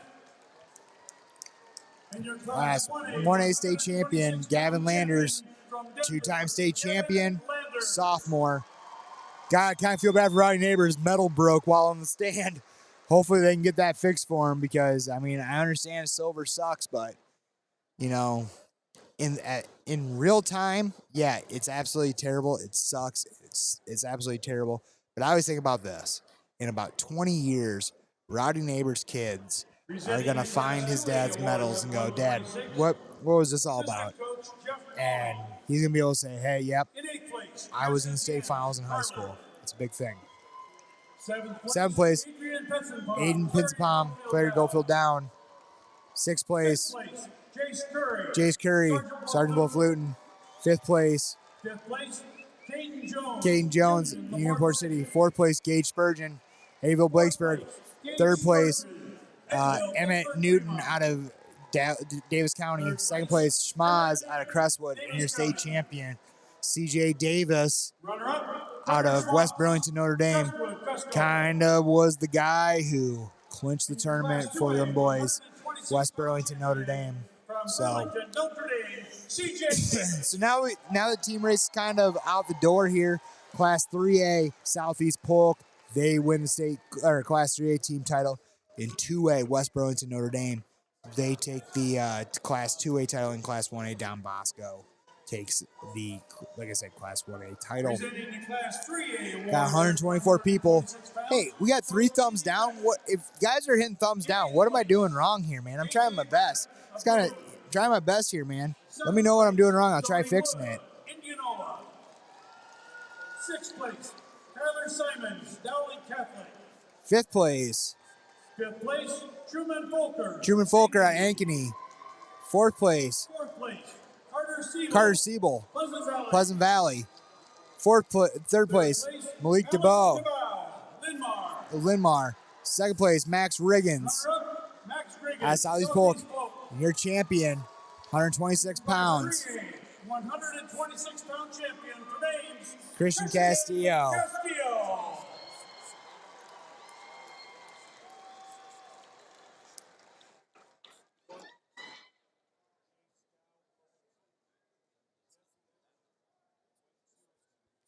So now we just finished Class 3A awards. Probably going to take a quick commercial break here for media timeouts. Hopefully it's not going to take too long here. Probably after this one here, we're going to take another commercial break on our end. But we're going to probably hang out here while we are waiting for these matches. Listen to John Richardson, man. Thumbs up, people. John Richardson, again, ride or die. Me and Tony Hager were talking about it last night. I think next year what we're going to do is we're going to get a hat, an IAwrestle hat. If you guys have never seen IAwrestle's merch, some of the top-of-the-line merch that we have in the state, we're going to get a really nice hat, and we're going to take tally of people that have been in the chat, been riding or dying in our audio.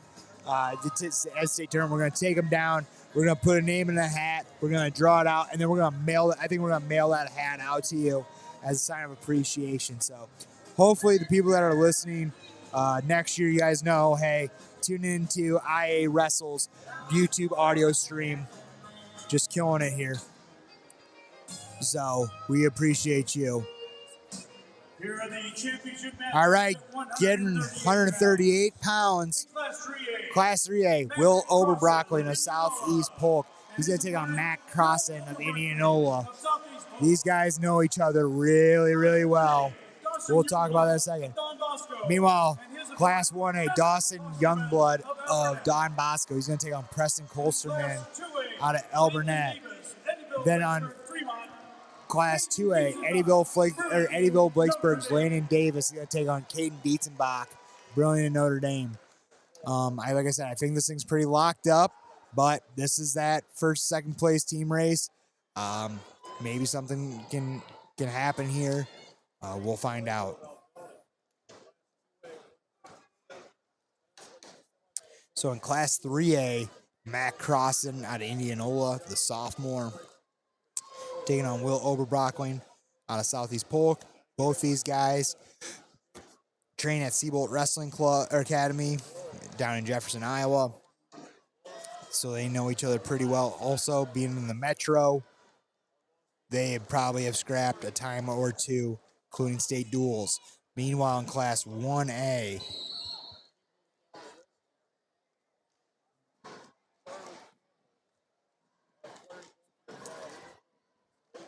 Dawson Youngblood.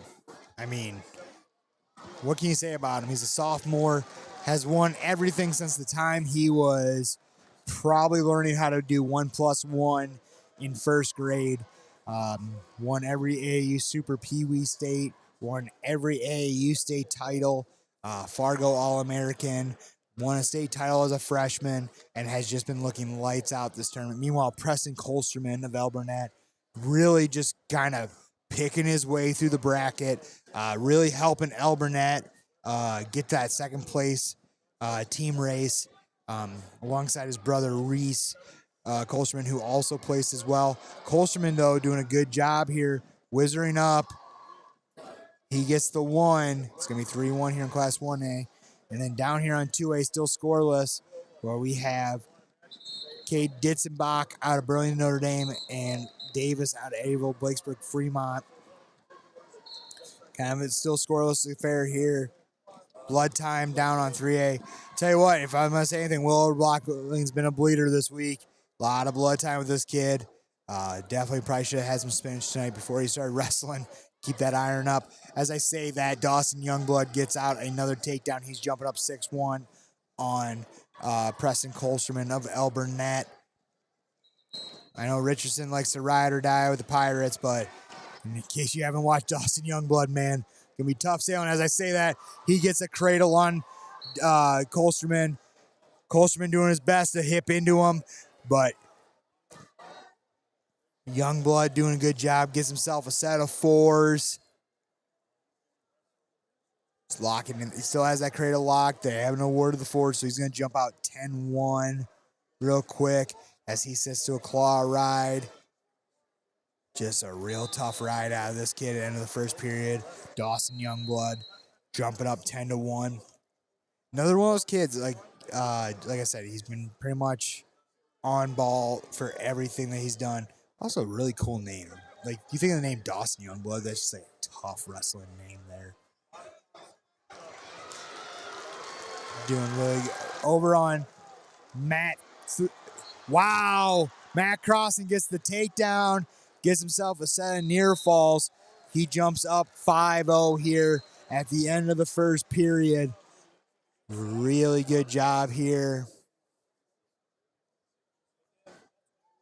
Place winners at 132 to the award stand, please. Place winners at 132 to the award stand area. Down on 2A, still scoreless, but Davis doing a really tough ride here. Man, 43 left here in the second. So Crossan takes a 5-0 lead right now on Will Oberbrockman of Southeast Polk. Southeast Polk 7 in the finals. Losing Carter Pearson kind of takes him out of the conversation for potentially breaking the all-time state champions of the state tournament held by Lewis Central with 6 in 2001. So kind of sucks, but at the same time, hey, they also just broke the all-time team record. They're going to finish top 10 in the country. And what's scary is a lot of these guys are all coming back. So Southeast Polk could be one of those teams that could end up being in the top 5 nationally ranked teams.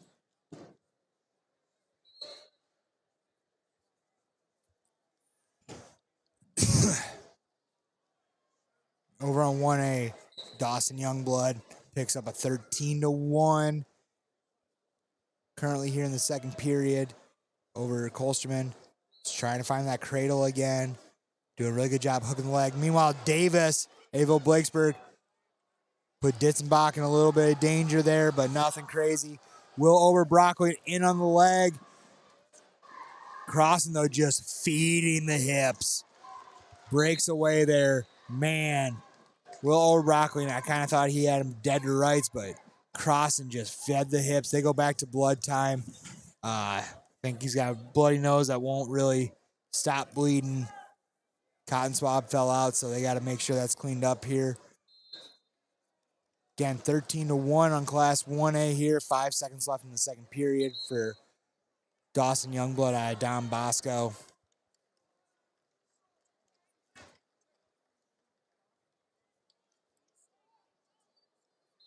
Whistle blown. Burnett, Reese Colsterman gets the escape, or Preston Colsterman gets the escape. He's gonna be down 13-2 here going into the third period. Coach Clayton, it's gonna be Youngblood's choice. He's gonna choose down. Looks like Clayton Rush giving him a little bit of fired up here, trying to say, hey, like, let's set a claw in and let's see what happens here. Big thing is you gotta beat the whistle. Goes right to that claw ride. Preston Colsterman puts it in tight, looks for a cradle, but then cuts him. He understands that Youngblood was coming up hard, coming up fast. So now it's 14-2 in favor of Youngblood. Meanwhile, in 3A, they call potentially dangerous on Mac Crossan. Kind of stretching the hip out a little bit. Again, back to blood time. Got about a minute of blood time here. They had 5 minutes total blood time throughout the entire match. So refs will stop after they realize to stop. Preston Kolsterman, though, he gets the takedown on Dawson Youngblood, runs him off the mat. John, man, your boy Preston Kolsterman, he ain't ready to die yet. He wants to keep this party going. He runs a nasty takedown. He cuts Youngblood. Now he's starting to push the pace here a little bit. Kind of put Youngblood on his boots and whistle blow. He went right to heavy hands. Youngblood stopping it though. They're getting in a tie here. He's pushing the pace. Meanwhile, on 3A, Matt Crossan extending his lead. 3-0. They go out of bounds. Minute 18 left here, or 18 seconds left here in the second period in the Class 3A. Meanwhile, Davis out of Eddyville, he's holding on to a 1-0 lead here. Minute 44 left here in the third period. Dietzenbach, they're both on their knees, both trying to cut lower angles here. Dietzenbach trying to push the pace on Davis. Davis holding on to a 1-0 lead. In this situation, man, you can't really be stingy. You can't be stingy. Minute 20, it's too early to start playing defensively. So both guys here, but Davis kind of backing down. They're both in that knee sprawl position, kind of feeling each other out. But Dietzenbach blasts through. They go out of bounds, and they say stalling on Davis out of Eddyville, Blacksburg, Fremont. So that's what I mean. You can't be defensive right now. You can't be playing defense because now all of a sudden, if Dietzenbach keeps that pace up, all of a sudden it's going to be a stall call. And Dietzenbach's we're now kind of pushing the pace on this. So he understands what's going on.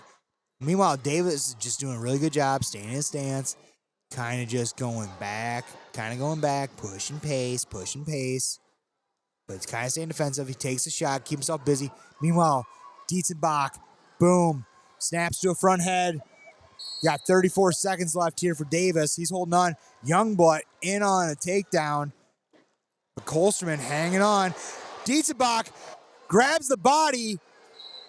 They wave off the takedown. Nothing yet. They get the 3. Dietzenbach, he's going to jump up. 3-1 over Davis. Meanwhile, Dawson Youngblood, he's going to pick up the tech fall, 20-5. The sophomore out of Don Bosco. 2 trips to the finals, 2 state titles. But I tell you what, man, my hat's off to Preston Kolsterman. He did not go down without a fight. He pushed the pace the entire time against an elite wrestler like Dawson Youngblood. Just not enough. Davis gets the escape. Down 1. 7 seconds left. Blood time on 3A. So we're going to focus on 2A here for a little bit here because this one's got some fireworks here. Davis taking a shot off the whistle. Dietzenbach, though, does a great job sprawling. Dietzenbach going to win a state title. Tell you what, you want to talk about pushing a pace, keeping it aggressive. Oh, and he is the Tiger Woods swing. Tell you what, these celebrations, they're getting pretty fun. They're getting pretty fun right now. I mean, they're not, disrespecting their opponent. They're just kind of fun celebrations. But tell you what, man, Dietzenbach, who's kind of been, one of those guys that's been in and out of medals here the last couple of years. He finally finishes his senior year off with a state title. Good for Caden Dietzenbach. That extends the lead of West Burlington Notre Dame as they clinch the Class 2A state championship. Over on 3A now. All that blood time, man. We're here. Matt Crossan, though, he's up 8-0 right now. And Will Oberbrockling, he's got about a minute left here in the third. He's pushing pace. Oberbrocklin's pushing pace, trying to find something here. He's digging.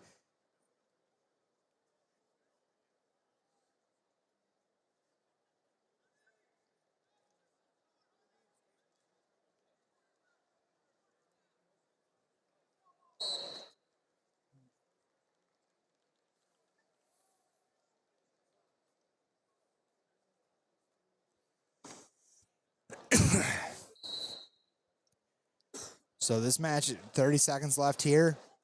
Matt Crossan's going to hold on. Boom. I'm just noticing Matt Crossan shoes, the old 97 Gables. Good for you, Matt Crossan. I respect your game, young man. He's going to take this one here after being denied in the semifinals last year. Matt Crossan, the sophomore. He's going to be a 3-time state champion. 11-1. Whoa!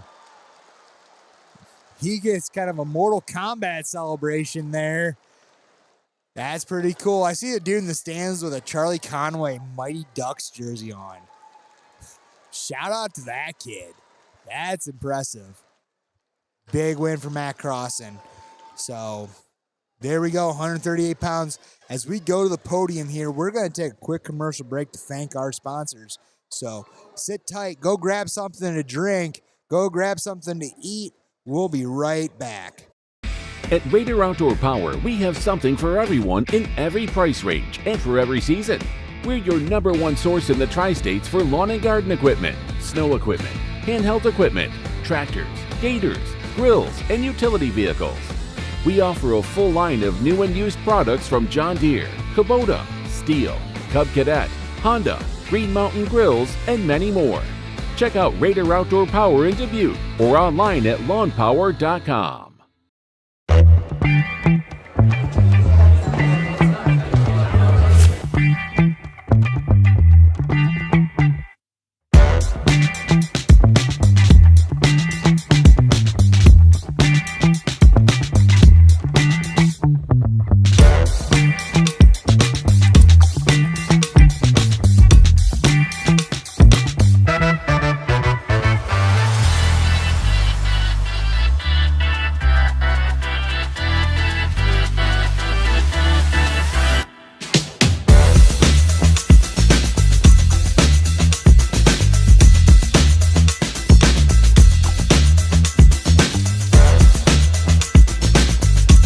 We're here the night before state finals, packed house, talking wrestling over a cold beer. Doesn't get any better than that. I love beer. I've been drinking beer for a while, and I mean, that's pretty cool. I think just the fact that Single Speed recognized us as someone that covers the sport and cares about the sport is to be alongside the name of Gable. I mean, that's a dream, right? Like, look at that. Join us before the state finals at Single Speed Brewing Company this Saturday from 2 to 5 p.m. Pain or limited mobility can affect every part of your daily life. Our goal is to get you feeling well enough that you can do everything that you want to do. Kinetic Edge Physical Therapy will make your physical therapy journey as easy and convenient as possible. Start with a free 20-minute injury screen and receive a complimentary benefits check. If you need pain relief now, go to kineticedgept.com or call 866-588-0230 to schedule your free screen today.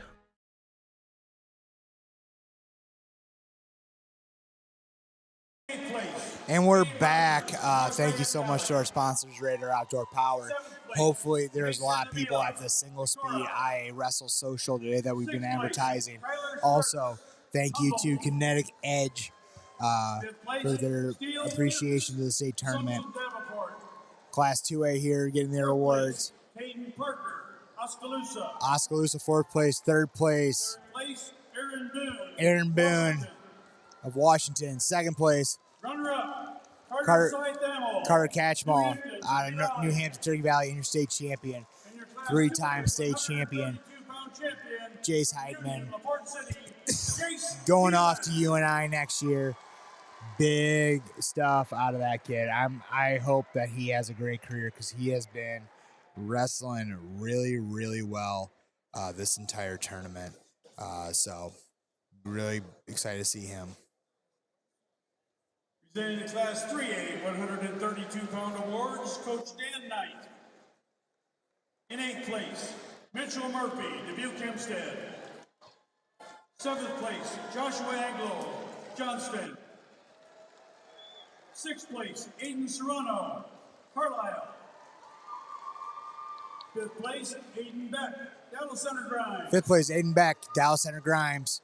Fourth place, Fourth place, Kelvin Ratchie out of Ankeny. Tough freshman. Look out for him. Third place, Riker Graff, four-time medalist, Waverly Shell Rock. Second place, Carter Pearson, Southeast Polk.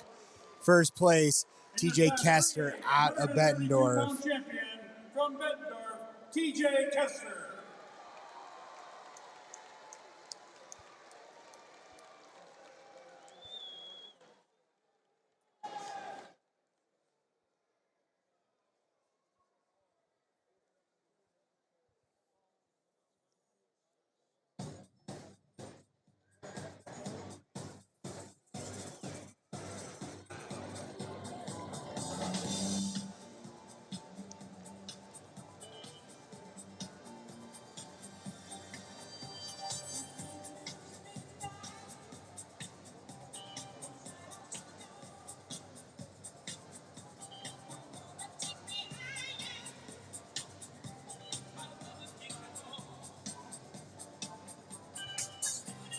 We're getting ready here for 144 pounds.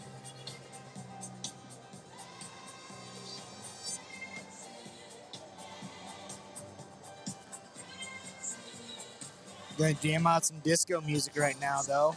Sorry for the dead noise here.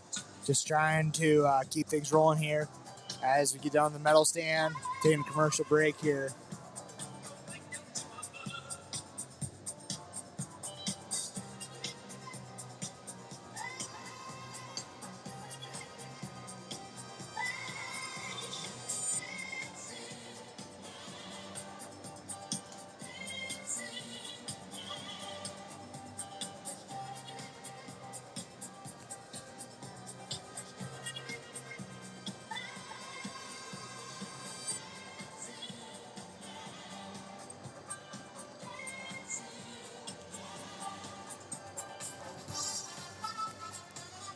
Oh, man. Again, sorry for the dead noise. Trying to consume as much water as I can here. I'm hitting the finish line here, folks. I understand we got 112 people. Now I got 4 thumbs down. Come on, guys. I'm not that bad, am I? Justice Jessaroka of Southeast Polk. I know a lot of you guys are saying I'm doing good, but come on. If haters gonna hate, man. Go turn on Saturday Night Live or something. Got 106 people listening right now. I appreciate you. The ones that are listening, and I'm not sounding so bad here, man. Now would be a good time to hit that like button on the stream and subscribing to IA Sports as well, the host site of this. Down here on Class 2A, Jace Jasper of Mount Vernon. He's going to be taking on Independence's Ty Williamson, I believe. Tyler Whelan. Oh, wow, that's a fun finals picture. Meanwhile, Class 1A, Blake Fox of Osage.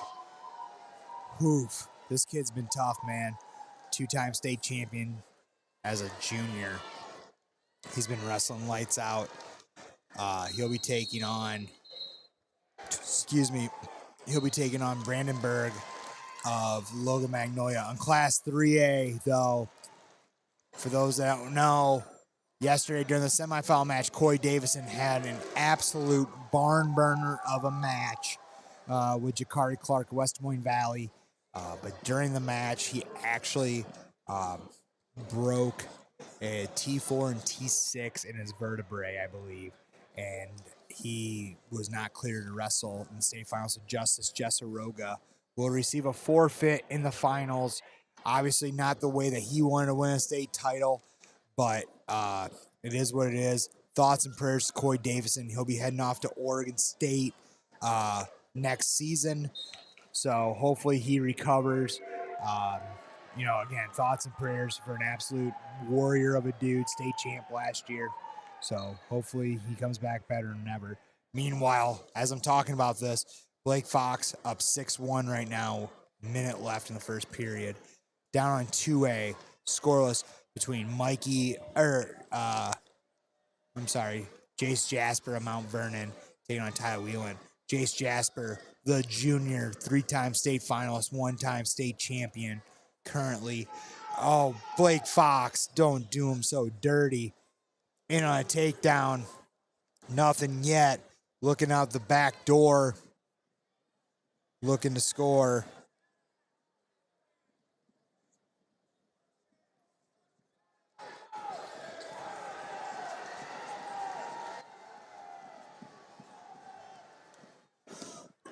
Fox does get the takedown, 9-2. Fox family got themselves probably 5 state titles between big brother Nick.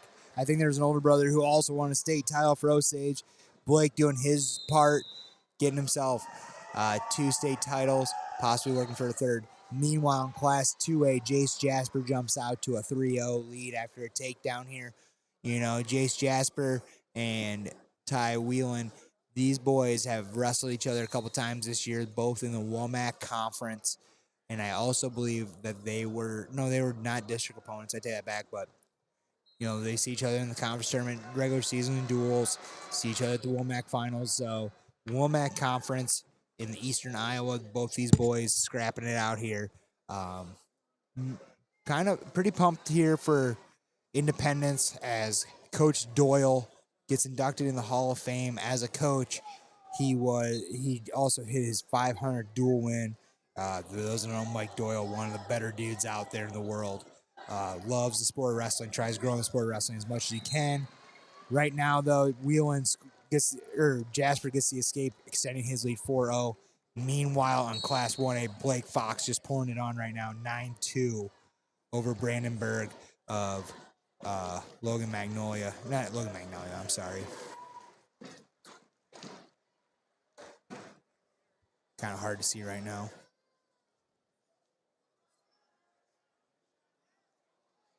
Lake Mills. Man. Samsonite. I was way off.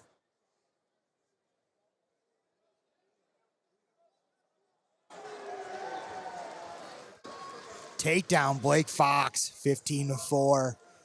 I mean, this kid.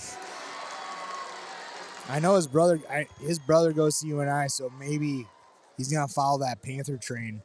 I know it's pretty early as a junior, but he is tough at this folk style wrestling thing. He is really good at taking down other teenage kids his age.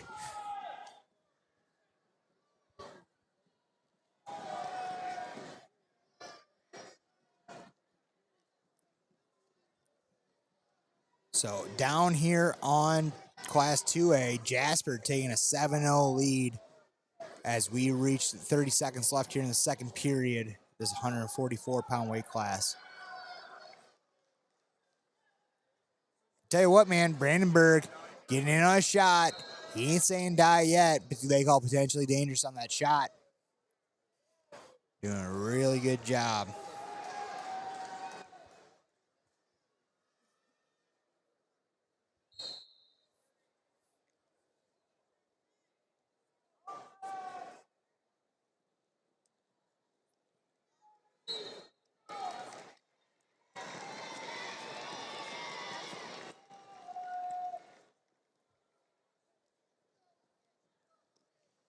So 15-5 here on Class 1A. I understand Blake Fox be wrestling 2A right now, but obviously they don't get to decide what classes they are. That goes off of student enrollment. Osage fell below the 2A mark this year. They are on the fringe, so don't be surprised if he ends up in Class 2A next year, honestly.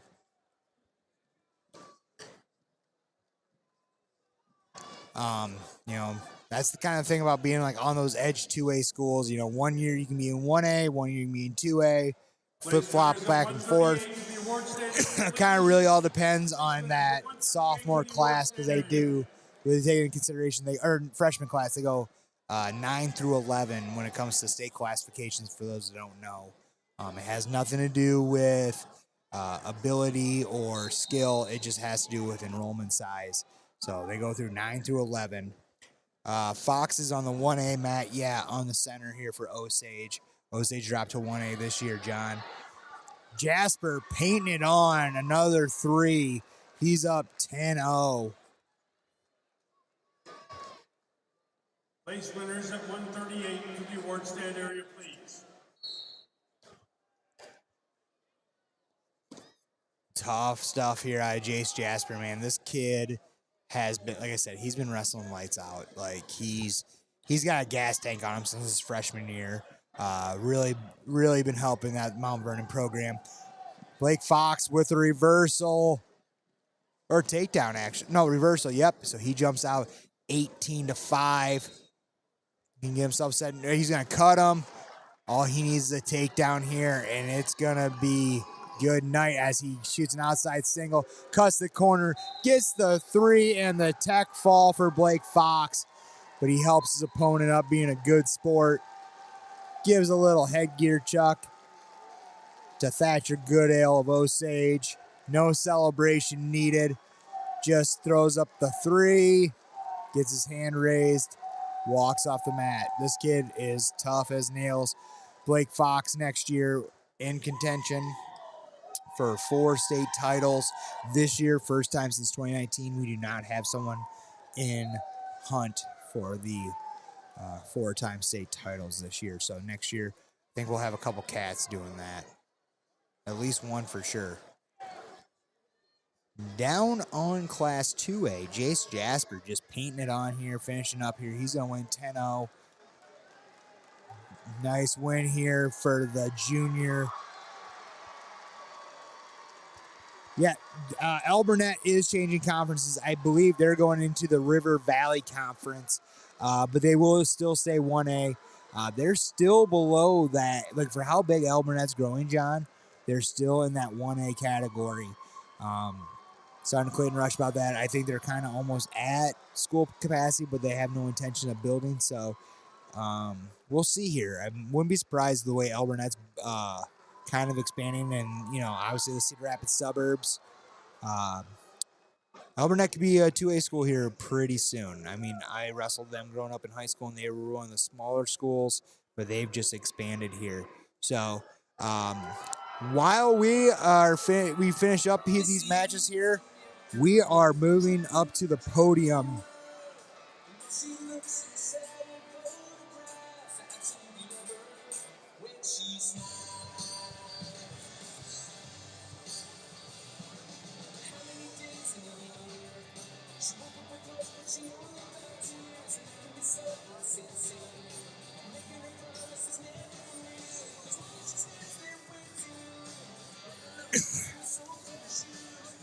Been a lot of fun here so far. We go to 150 pounds. We have hit our halfway mark. Let me make sure that's right. 57, 65, 75, 90, 215 heavyweight. We are on our 8th match of the night, so we've hit our halfway point here in the state championships. Just absolutely rolling. A lot of good matches here. Been a lot of fun wrestling here.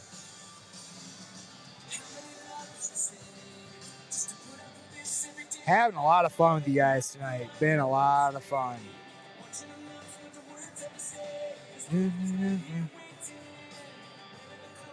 Move the shoes. Yeah, I'm singing right now. I'm okay with it.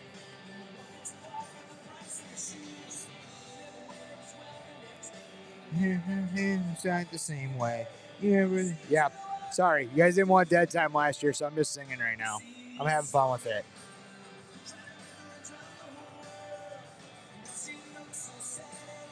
A lot of good, like I said, a lot of good wrestling this week so far.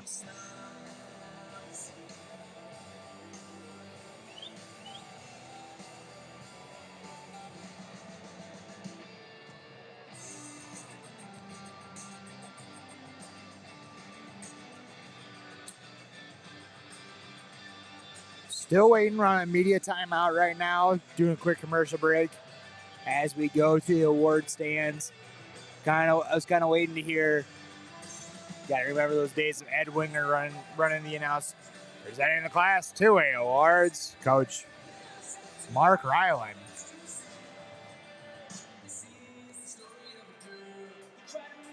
So, just waiting up here. We got some boys warming up in the tunnel. Looks like a lot of the wrestlers are warming up in the north side of the arena. Other side's kind of empty. I did get word though that in the next couple of years here. Oh, wow, we got time here. You guys want to talk about dominance?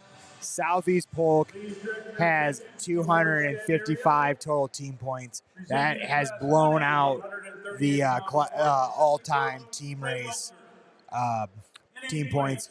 They're 110 points ahead of second place Bettendorf. They went on a run.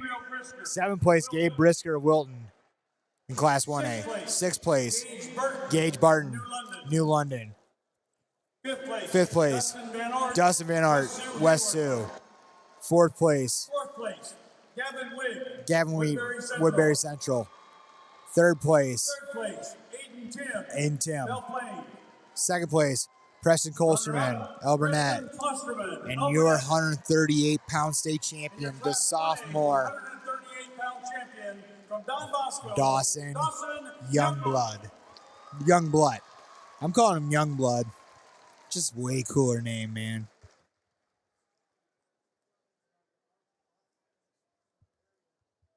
I tell you what, man. So, Dawson, so right now on track. You can't call it out yet, but you have Gavin Landers and you have Dawson Youngblood both going for 4 state title or on the track for state champions or 4 state titles in 2 years. Seventh place, Jackson Lundgren, North Fayette Valley. Sixth place, Tyson Clarkin, Humboldt. Fifth place, Logan McDonald, Grinnell. Fourth place, Tanner Wilson, Independence. Third place, Cade Wild, Assumption. Second place, Landon Davis, Aville Blakesburg, Fremont. And your champion, Cade Dietzenbach of West Burlington, Notre Dame. He's pretty happy. All smiles there up on the podium for him. Some of them boys like to, be tough about it, not celebrate, but man, real hard not to smile when you win a state title. It's up there.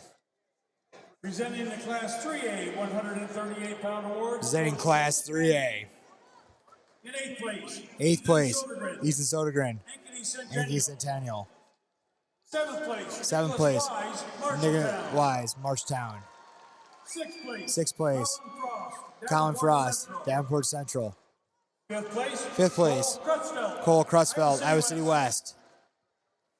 Fourth place, Ryan Ryder, Carlisle. Third place, Cody Trevino, Bettendorf. Second place, Will Oberbrockling, Southeast Polk. In your Class 3A, 138-pound champion, from Indianola, Matt Crossan. Good win for Matt Crossan. As soon as Will Oberbrockling got up on the podium, handshake. Obviously, I said those guys are training partners at Seabolt Wrestling Academy. So a lot of respect there for each other. Obviously, good buddies.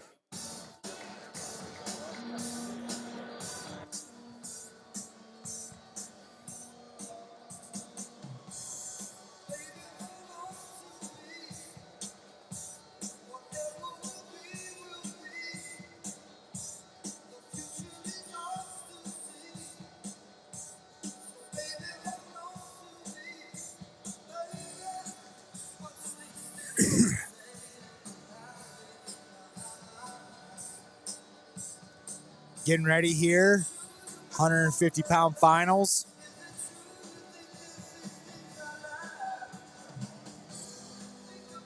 Fantastic Freaks. We're about to start 150 pounds here, man. John, I'm thinking the movie, like you just said you age yourself. I'm thinking about the movie Youngblood, the 1980s hockey film with Rob Lowe when I think of that. Down on Class 3A, Jabari Hinson of Ames, 150 pounds. He's going to be taking on Justin Avila of Iowa City West. Meanwhile, on Class 1A, Corbin Rice of Logan Magnolia taking on Tiernan Boots. Meanwhile, Shane Hamford of West Marshall taking on Niles Sin of Williamsburg.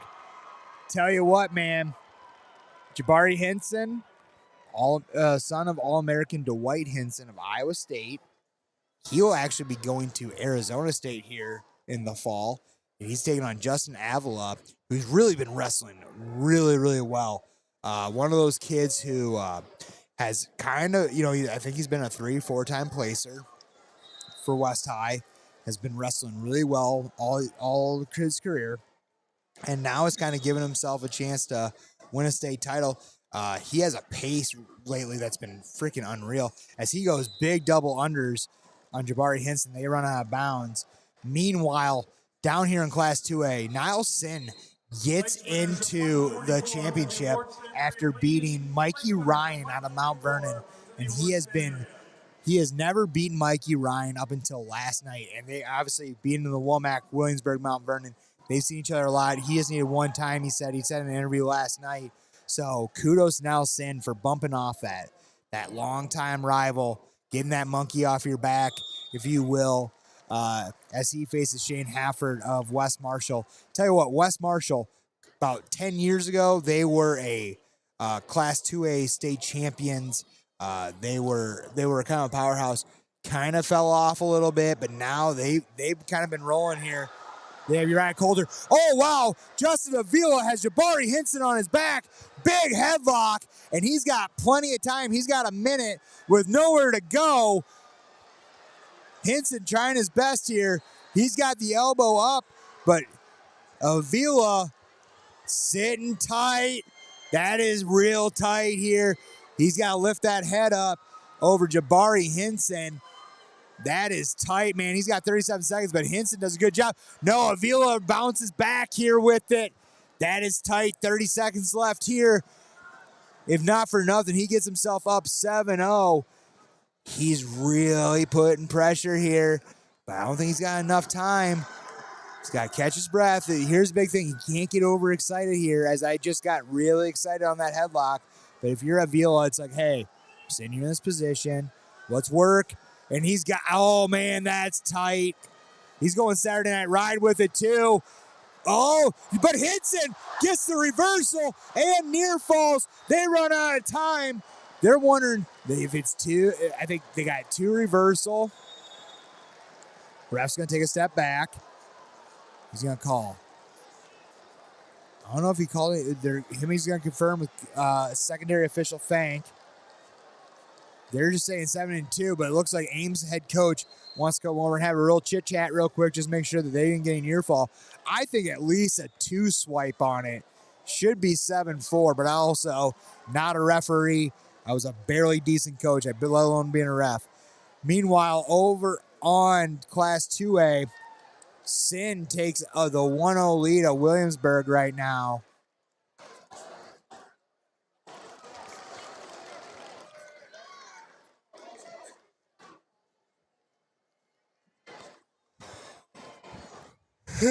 Oh, man. Nope.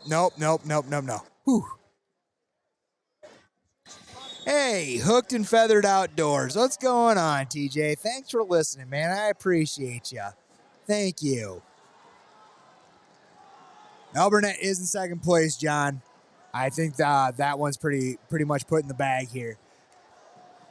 Wow, over here on Class 1A is a 3-2 exchange. Reese out of Logan Magnolia. He's up 3-2 over Tiernan Boots of Lisbon. But Reese, though, just hanging tough. He gets the takedown, 6-2. I tell you what, we were talking about it this week.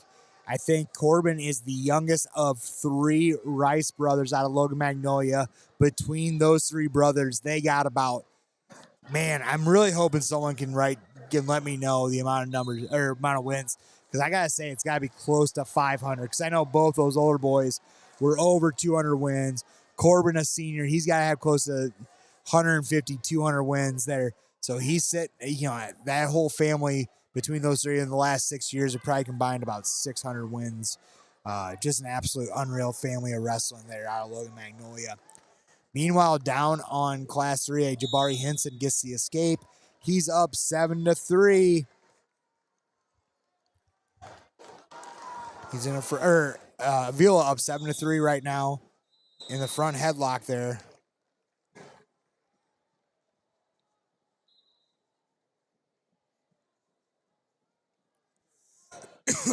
Whew.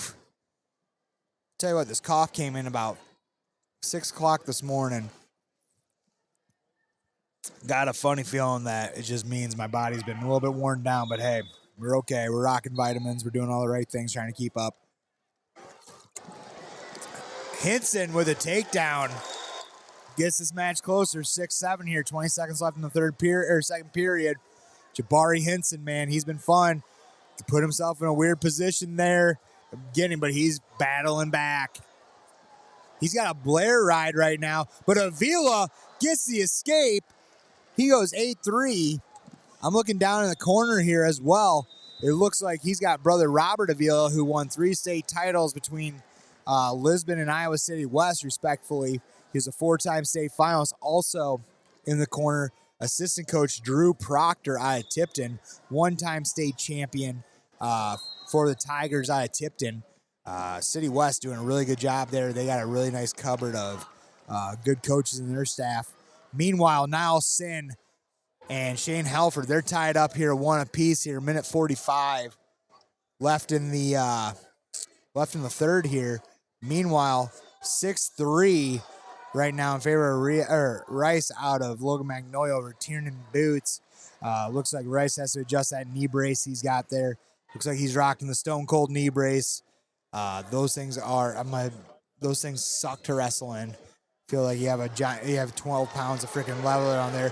Meanwhile, Shane Halford slips off of Ria's reattack or Sin's reattack. So Halford pulls out a 4-1 lead right now. Minute 15 left here in the third. Going into back over to Class 3A, Hinson puts him back on his feet. Avila now up 9-6. Hinson's like, hey, there's no sense of me riding. I can take him down. Shoots a blast double, but Avila does a really good job blocking the head, front headlock, goes double unders. Avila's been doing a lot of action here, so I don't really see the refs getting... Oh, as I say that, they ding Justin Avila for stalling. Oh, as he almost put Hinson in danger again off of a front head pinch. Avila, one of those big game products, they go out of bounds. Down on 1A, Reese up 7-3 right now over Tiernan Boots of Lisbon. Meanwhile, Shane Halford up 4-2 on Niall Sin. Minute 10 left here.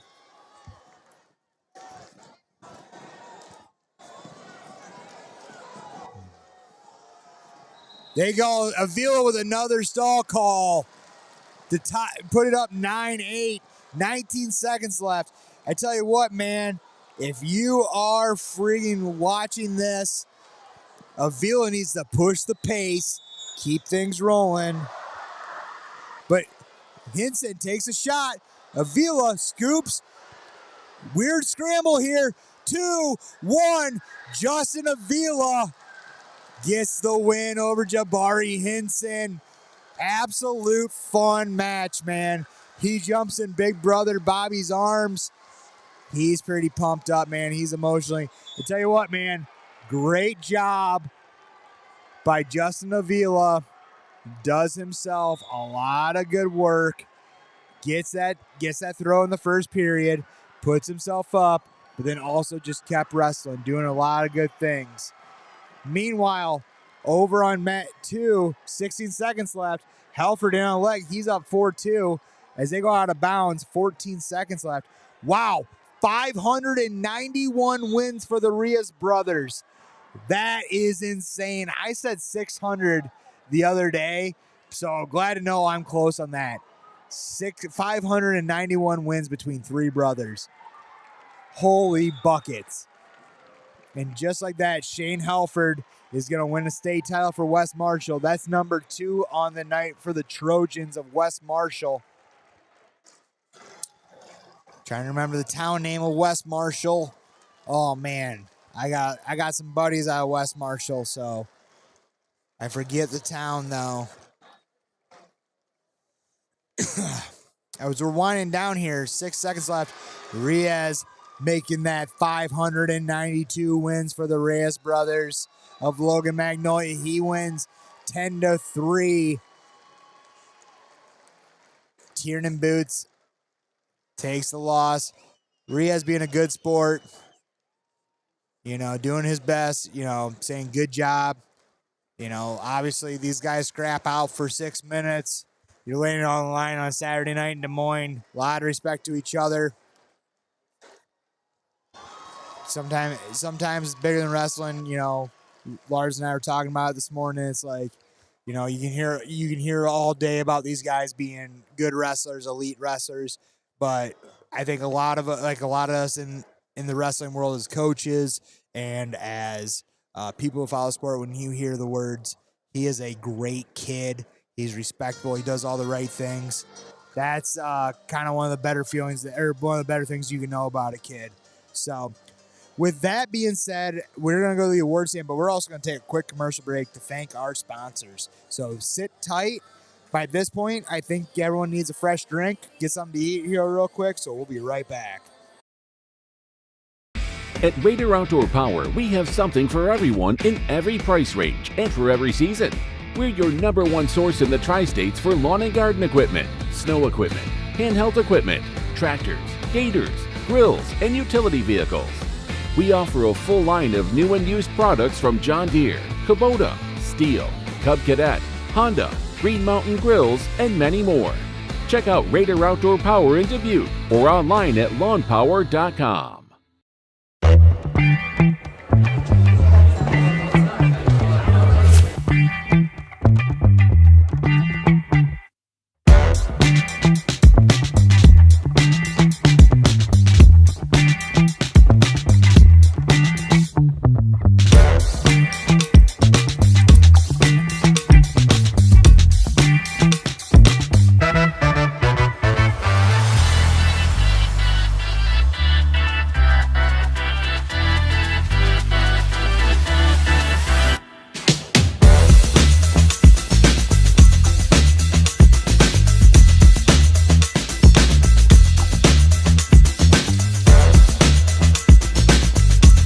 We're here the night before state finals, packed house, talking wrestling over cold beer. Doesn't get any better than that. I love beer. I've been drinking beer for a while, and that's pretty cool. I think just the fact that Single Speed recognized us as somebody that covers the sport and cares about the sport is to be alongside the name of Gable. I mean, that's a dream, right? Like, look at that. Join us before the state finals at Single Speed Brewing Company this Saturday from 2 to 5 p.m. Pain or limited mobility can affect every part of your daily life. Our goal is to get you feeling well enough that you can do everything that you want to do. Kinetic Edge Physical Therapy will make your physical therapy journey as easy and convenient as possible. Start with a free 20-minute injury screen and receive a complimentary benefits check. If you need pain relief now, go to kineticedgept.com or call 866-588-0230 to schedule your free screen today.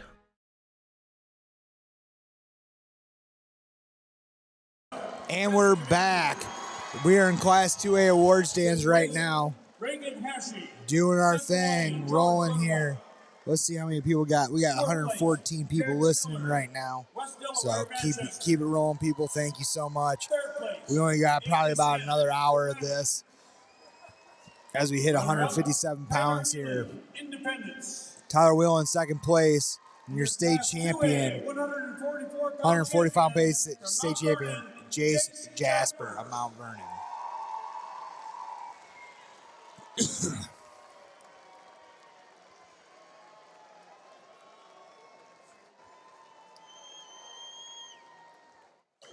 So we're doing good things here. Getting ready here for 157 pounds. Excuse me. That cough is still lingering here. It was kind of funny. Went and grabbed lunch at Jethro's today. Some of the best barbecue. Can't believe I'm ever saying this, but I'm actually kind of burned out at Jethro's because it's the closest thing to the arena. Been living off barbecue for the last couple days, but today they had packets of honey sitting at the table, and I was just doing shots of honey in between rounds here today. before the finals just to kind of code everything up. But hey, sometimes you got to get tough. Hey, Coy Davidson showed up, got on the podium. I'm clapping right now for him. He's a road warrior. 144-pound champion from Southeast Polk, Justice Jesseroga, state champion for Southeast Polk Class 3A.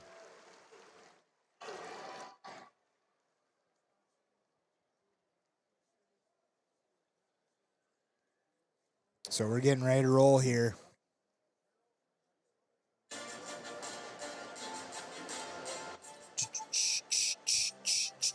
Got some Fallout Boy up in here.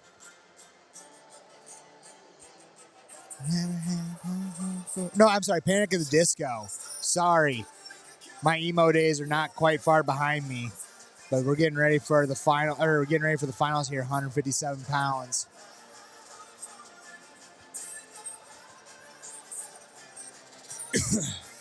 £157 coming up here.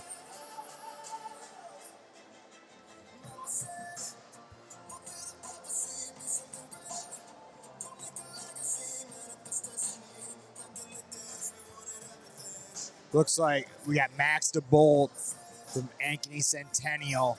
You want to talk about a kid who's been wrestling lights out this tournament. Max DeBolt out of Ankeny Centennial, waiting to get called to the mat.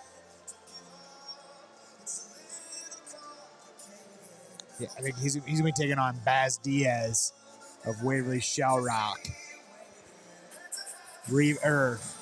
Baz Diaz, returning state champion. Max DeBolt, the sophomore at Ankeny Centennial, who has really been wrestling solid this tournament. Had a great offseason, Fargo All-American, preseason national champion.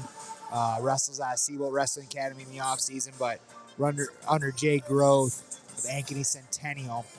Waiting for the call to the mats.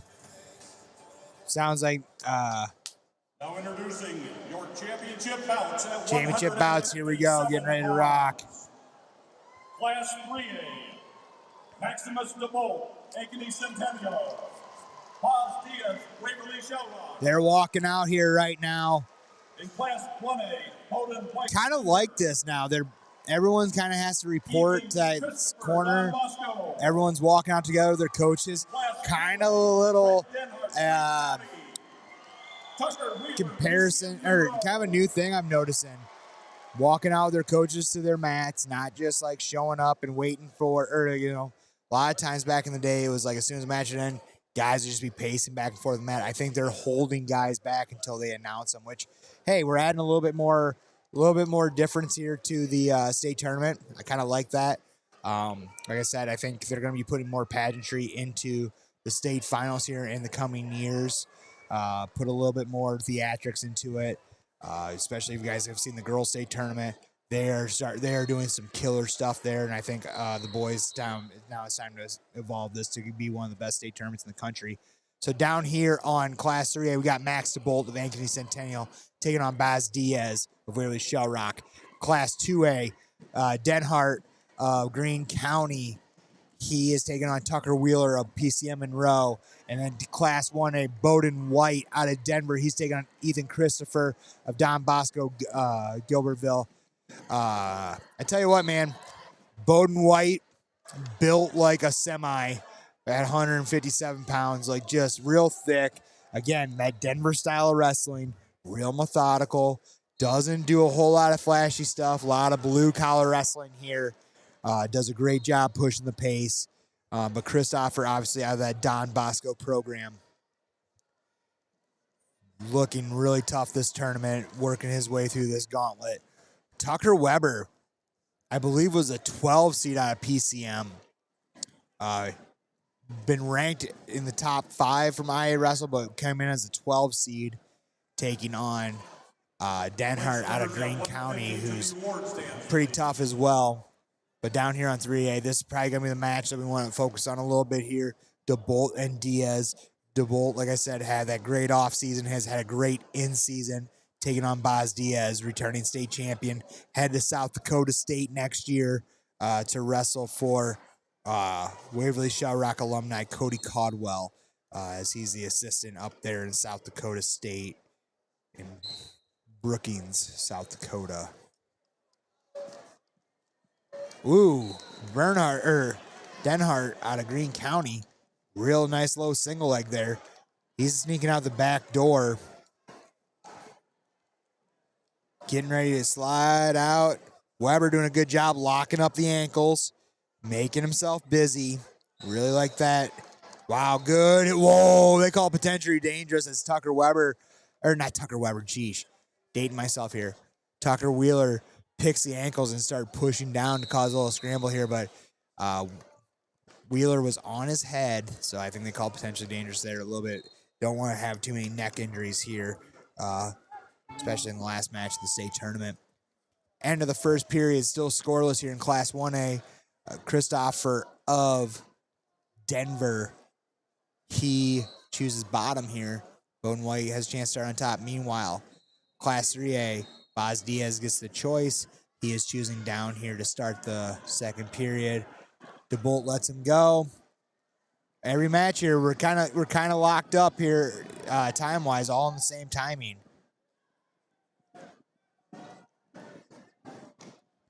So some good wrestling so far.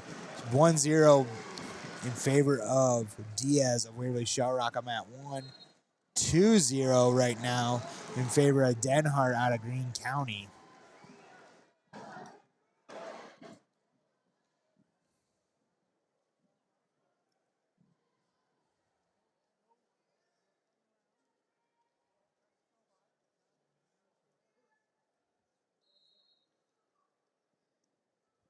So we're rolling here.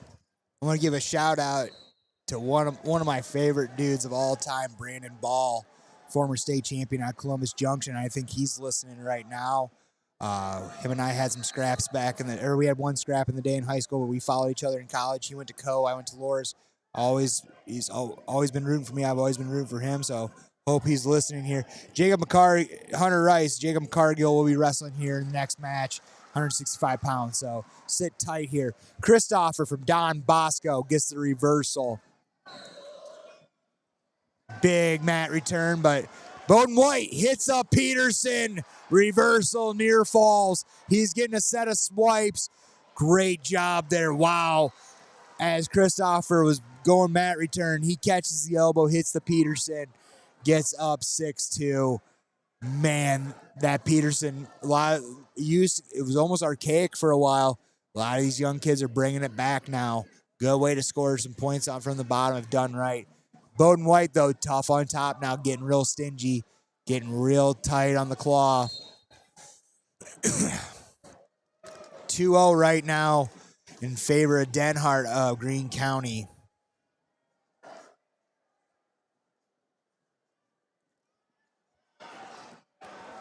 Another guy we got to thank here in this, Solomon Hines, Jay's Auto, sponsoring all of our photos of the Iowa State Tournament. Hines, big supporter of wrestling, big supporter of IAwrestle, so got to give a shout out to him. Both his boys made the podium today for Jessup. Oldest son, Cooper, will be heading to Michigan in 2 years. He is verbally committed as a junior for the Wolverines. Meanwhile, down on Class 3A, tied up here 1-1. Minute 45 left here in the third period. I think these boys are going to be going to overtime. Kind of want to see that match play out like that. Meanwhile, Bowden White running that 7-2 lead right now. Heavy underhook, controlling the ties, doing a lot of good things. Oh, Christopher, though, with a headlock, gets nothing, though. Whew, that just got my heart rate up a little bit. Tell you what, I gotta either lay off the caffeine or I need to stop getting excited about wrestling, because one of these days when I'm commentating up here, I'm gonna probably have a heart attack while I'm rolling.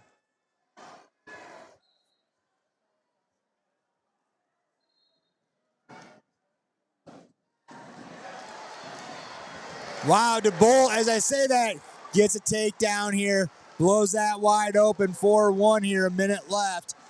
DeBolt's got lockdown defense too, so Boz Diaz is going to have to figure something out here. He's going to have to readjust here. He's got about a minute to get 1 and then 3 to take this lead. How many points has SEP got? A lot. I want to say they were at 255 the last time I checked. They beat Ballard and Waverly Shell Rock's all-time point races that were set in 08 and 09.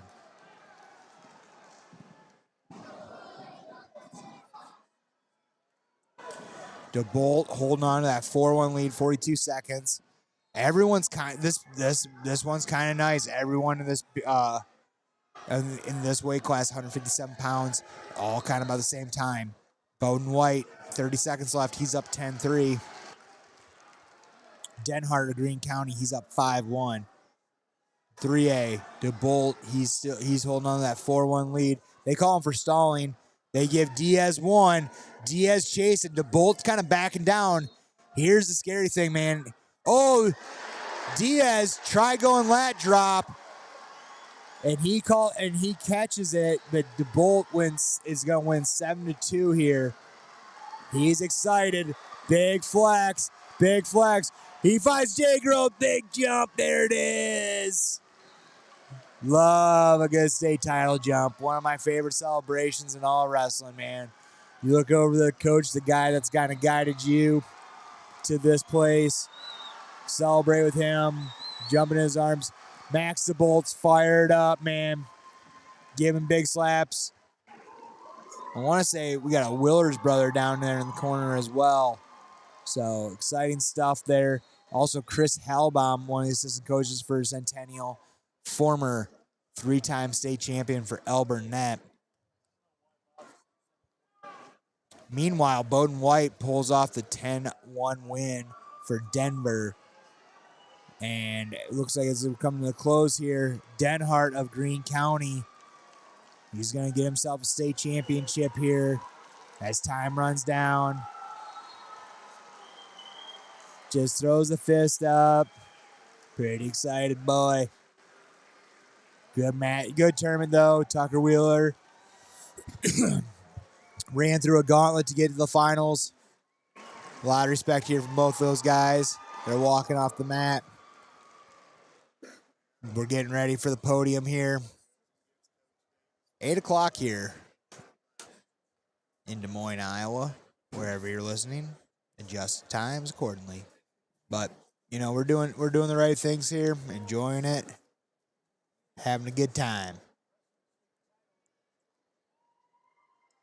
Don't really want to take a commercial break quite yet. Just gotta make sure we're rolling here, keeping things rolling.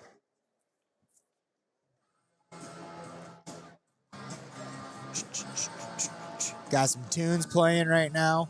If you guys actually don't mind, if you guys can hang on 1 second, I'm gonna grab another bottle of water here, keep myself hydrated because this throat's getting dry real quick. So hang tight real quick.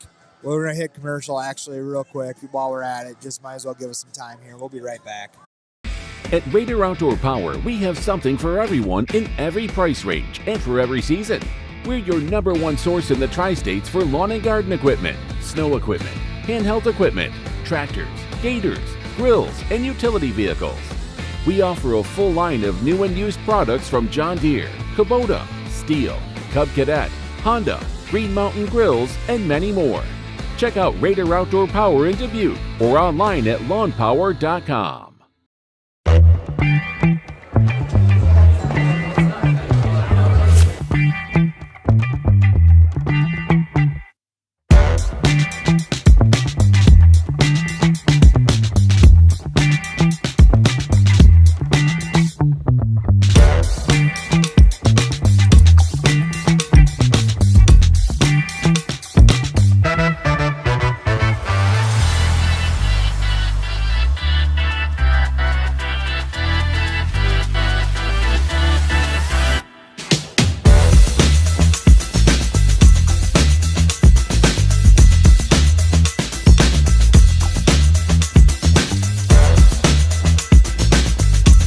We're here the night before state finals, packed house, talking wrestling over cold beer.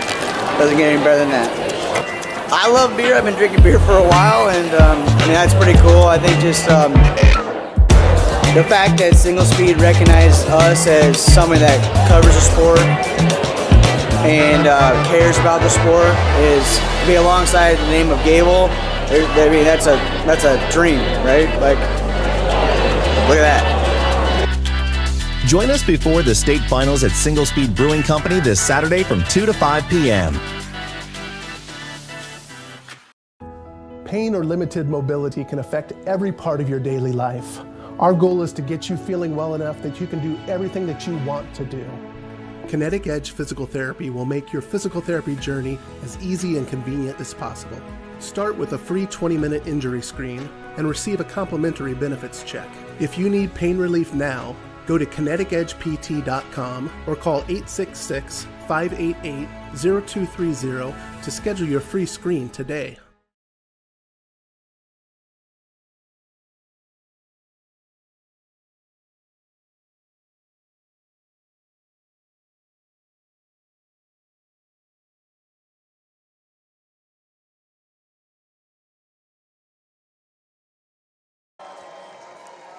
We're back. Thank you so much. Let me grab a water here real quick. Feeling good. Getting 165 pounds here. Finishing up 2A, going over to 3A brackets here, or podium here real quick. A lot of good wrestling, man. Man, there's so much good wrestling. Looking at these guys on the podium. Been watching these guys all week. They just been scrapping, and it's kind of crazy. Like, you know, you sit there watching these guys. When you see them on the podium, and it's almost like you forget. Like, it's like, oh man, yeah, I was watching him this whole week. Been wrestling tough. Eighth place, Cash Johnson Ankeny. Seventh place, Brady Rissman, West Dubuque. Sixth place, Mason Lucas, Carlisle. Fifth place, Chris Johnson. Parker Casey Johnston. In fourth place, Elijah Blewett, Indianola. In third place, Isaac Brule, Ankeny Centennial. Second place, Jabari Hinson. And your runner-up from Ames, Jabari Hinson. From Ames. In first place, Justin Avila. And your class 3, oh, that's awesome, TJ. Glad to see Lachlan got me a baby sister, man. Definitely need a day with her. Send me a date. Let me know. It's been too long. We all just got, you know, I understand, dude. We're just rolling through life. Gotta make sure we make some time for each other. So let me know. All right, here, getting excited here. Getting ready for the matchups here. They're playing a little bit, some jams here as we get through Class 3 off the podium. Looks like seeing a Martins. Is that Martinsdale St. Mary possibly? Gotta remember here. Like I said, they're doing a new thing this year. They're walking the wrestlers out onto the mats, as they call it. Taking a quick commercial break, it looks like, with the media. Gotta get rolling.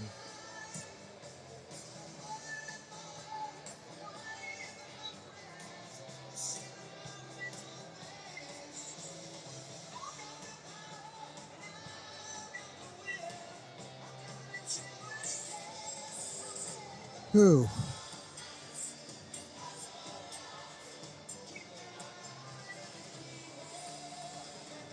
We are just about ready to go here. Sorry for the dead noise there. Sounds of me breathing. But about ready to get rolling here. 5 pounds for Class 3A. Xavier Anderson, Marshalltown. Xavier Anderson in Marshalltown. This kid has had a tournament, wrestling his butt off. Kind of been underranked all year. Ran through that gauntlet of the state tournament, made the final, taking on Jackson Miller Carlisle. Meanwhile, Class 1A. Class 2A. Bo Kudum, Sergeant Cross Luton. Got Karnak. And Tucker Bicune. Got Nakadon Bosco taking on Jacob McCargill, Shenandoah. Hawks in the rocks, man. You've been riding all week, brother, and you called it. Don't let me down here, man. You called fireworks. I want to see some fireworks out of this one. I want to see a Tilly. I want to see a Donnybrook. I want to see it all, man, in this one. If you're calling it, I'm riding with you. And then over on two, we got Bo Keatum of Sergeant Bluff Luton. He's taking on Tucker Vitzum of Ballard. Ballard having themselves a night. Right away, Kyler Knack, takedown, 3-0. Over McCargill, Shenandoah.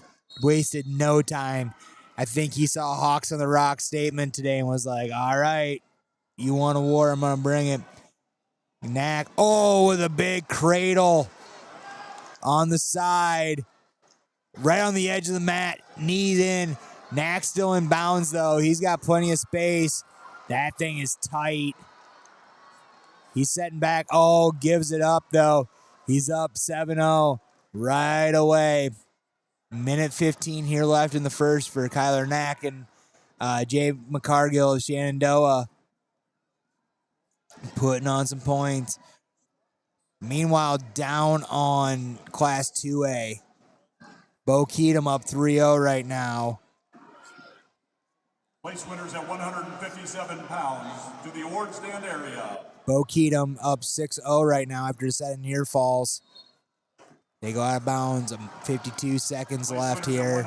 Class 2A, first period. Still scoreless over here in the 3A bout. Xavier Anderson of Marshalltown taking on Jax Miller of Carlisle. Jax Miller, one of those guys who he's kind of been the top dog of 165-pound Class 3A, working his way through the bracket. Very workmanlike. But like I said, Xavier, as I say that, Miller throws a nasty slide by. Anderson, though, keeps rolling, but gives up a takedown. Miller throws in the boots. They call it potentially dangerous. Meanwhile, Kyler Knack doing Kyler Knack things. He still holds on to a 7-0 lead, but he's wrenching a Turk. Just being a dog on top. He's going to UNI this next year.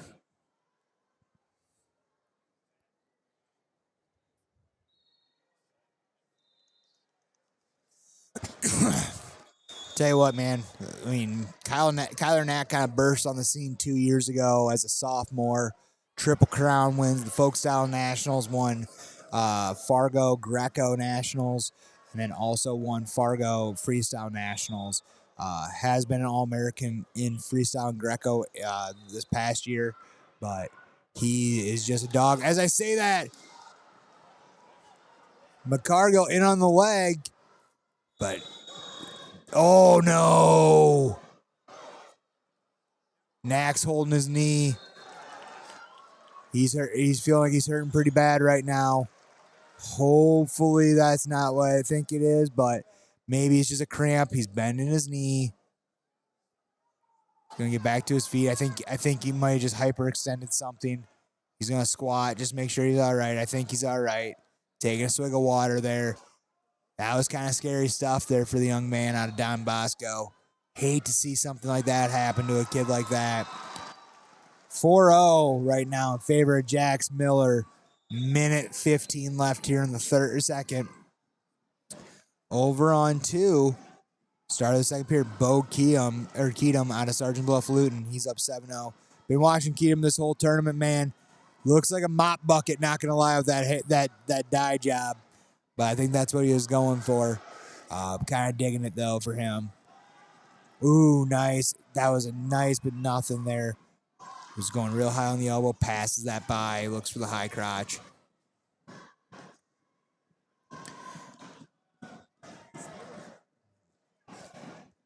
Hawks, man, not going to disagree with you, but I'm also going to say you're kind of wrong on that. I mean, looking for the finish there, but they called stalemate. Obviously pulled something there. Could have kept him wrestling, but at the same time, you got to look out for the safety of the wrestler. That stuff happens. But 7-0 as Knack goes in on a double leg.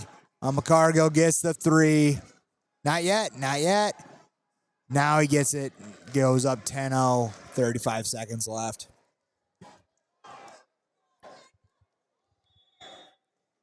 Oh. We're rocking, we're rolling here, guys. Killing it. Bo Keatum, another three. He's up 13-0 here. The end of the going to end of the second period. 30 seconds left.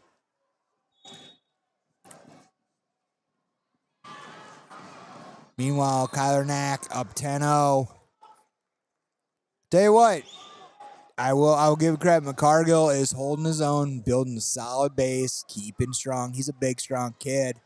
Jax Miller, though, he's still holding that foot. Now it's 4-1 lead. Minute 53 left in the third period. They're calling for blood. No, I don't know what they're calling for down there. But fresh start. Caution on Miller trying to beat the whistle there on a low ankle shot.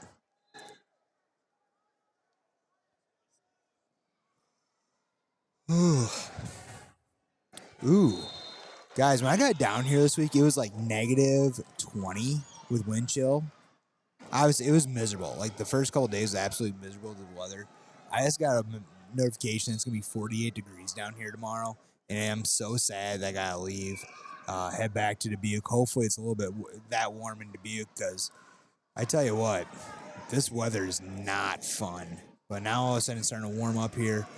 And like I always say, as soon as state tournament's over, man, I don't want to see snow again. I don't want to see it. I don't want to talk about it till Christmas. Now it's time. We're getting weather walled down. Dude, Xavier Anderson with a takedown. Minute left.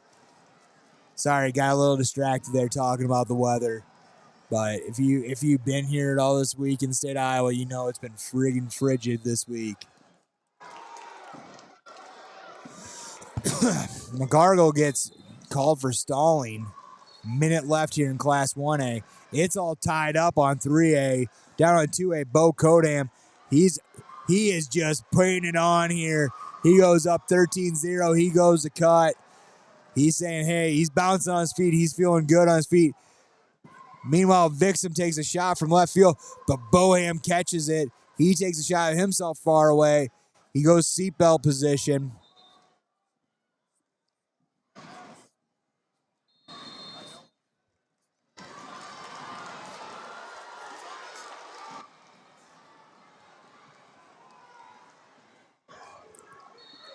Nah, dude. Not here on live video. Not on YouTube. You can download the Iowa High School Sports Network app and watch it for free there. So, yeah, Jeff, I get it. You moved down to Florida. You lucky dog. The other night we had some dude out of Alaska telling us it was 40 degrees up there. So, first time in my life I ever thought about moving to Alaska. But I don't think I'm going to get to see as good at wrestling in Alaska. Bo Keatum with the three. The tech fall. The state title for Sergeant Bluff Luton for the mop bucket. Oh, wow. What a celebration there. Goes full dead man. The mop bucket out of Sergeant Bluff Luton. Gets himself a state title. And big jump. Almost missed his coach. Almost overshot it. Jax Miller down Class 3A. Gets himself a state title for Carlisle. Big win there. Big shout out to Xavier Anderson of Marshtown, though. He brought it every single match there. Meanwhile, Kyler Knack, three-time state champion Don Bosco, saying I love you to the crowd. He takes his ankle band off one last time. The senior at Don Bosco going on to UNI next year. Big win for him. So other than that, guys, we're still rolling here now. 165 done. We're going 175 next. We got 4 weight classes left here. The Iowa High School State Wrestling Tournament. Doing some fun stuff here. Keeping it rolling. 56-1. Hell of a season, Jacob. Hawks on the Rocks, man. I can't disagree with you more, man. I know it sucks. I know it sucks for you guys in Shenandoah, but you know what? Sometimes you gotta look at the positives. I know that's not what he wanted, but at the same time, making the state final Saturday night, no one can take that away from you. Ladies and gentlemen, please direct your attention to the award stand area. Presenting the Class 1A awards at 157 pounds. Now we're going Class 1A, 157-pound awards. In 8th place, Case England and Lennox. 7th place, Will Aitchison, Iowa City Regina. Will Edgerton. 6th place, Regina. Jake Highland, Bellevue. Jake Highland, Bellevue. 5th place, In 5th place, Holden Cooley. Woodbury Central. 4th place, In 4th place, Zane Mulnix, Pleasantville. 3rd place, In 3rd place, Boston Peters, Woodwood Sloan. 2nd place, And your runner-up at 157 pounds, 1A, Ethan Christopher, Don Bosco. And your 157-pound state champion from Denver, at 157 Bowden pounds, White. Bowden White. Tell you what, street in wrestling warm-ups, that kid looks like a normal kid, but watching him wrestle in a singlet, that kid is built like a refrigerator. Excited to see where that kid goes. I want to say he's a junior this year out of Denver. So if I would assume some of these in-state schools, man, they're gonna be rolling pretty well here, trying to recruit him out of Denver. Coach Kirk Davis, presenting the awards, Class 2A. 7th place, Casey Miller, Fairfield. Been following him all tournament. 6th place, Caden Wheely, West Liberty. 5th place, Owen Kobe, Carroll. 4th place, Tate Slagle, Algona. 3rd place, In 3rd place, Lucas Krull, Garner Hayfield, Ventura. Garner Hayfield, the 1 seed.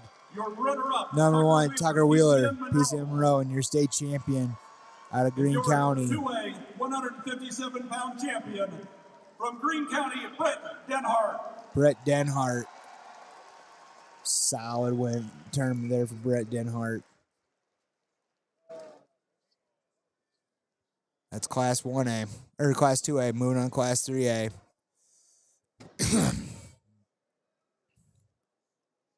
Looks like. Now presenting your Class 3A awards at 157 pounds, Coach Jay Groth. Coach Jay Groth. In 8th place, Cole Green, North 8th place, Scott. Cole Green, North Scott. Actually, that's Chris In Helm, 7th place, Dominic Tigner, Norwalk. Dominic Tigner, Norwalk. In 6th place, Jake Pontier, Indianola. Sorry. In 5th place, 5th place, Joe Hirsch, West Dubuque. 4th place, In 4th place, Levi Johnson, Spencer. Levi Johnson.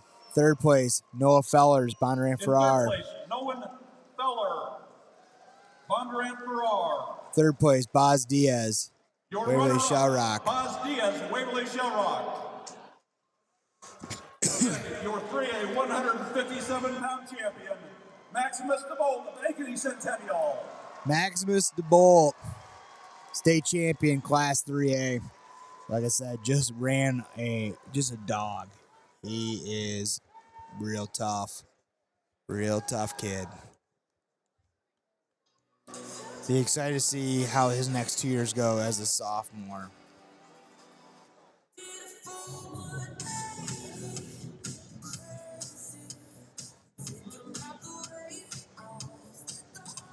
And we got some tasty jams coming up.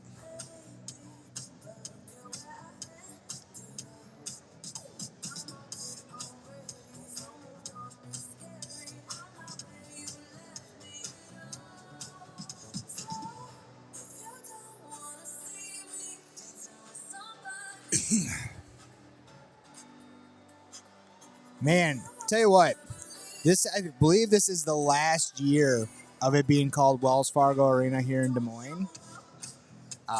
It'll be called the Casey Center, I believe, moving forward in 2025. And I tell you straight up, man, I am friggin' pumped if they're selling Casey's Pizza in the concession stands here next year. Just a good old slice of pepperoni right now would do the trick for old Coach Wormba on the podcast or on the live stream right now. Or in the mornings, they drop some Casey's breakfast pizza concession stands. That'd be awesome as well.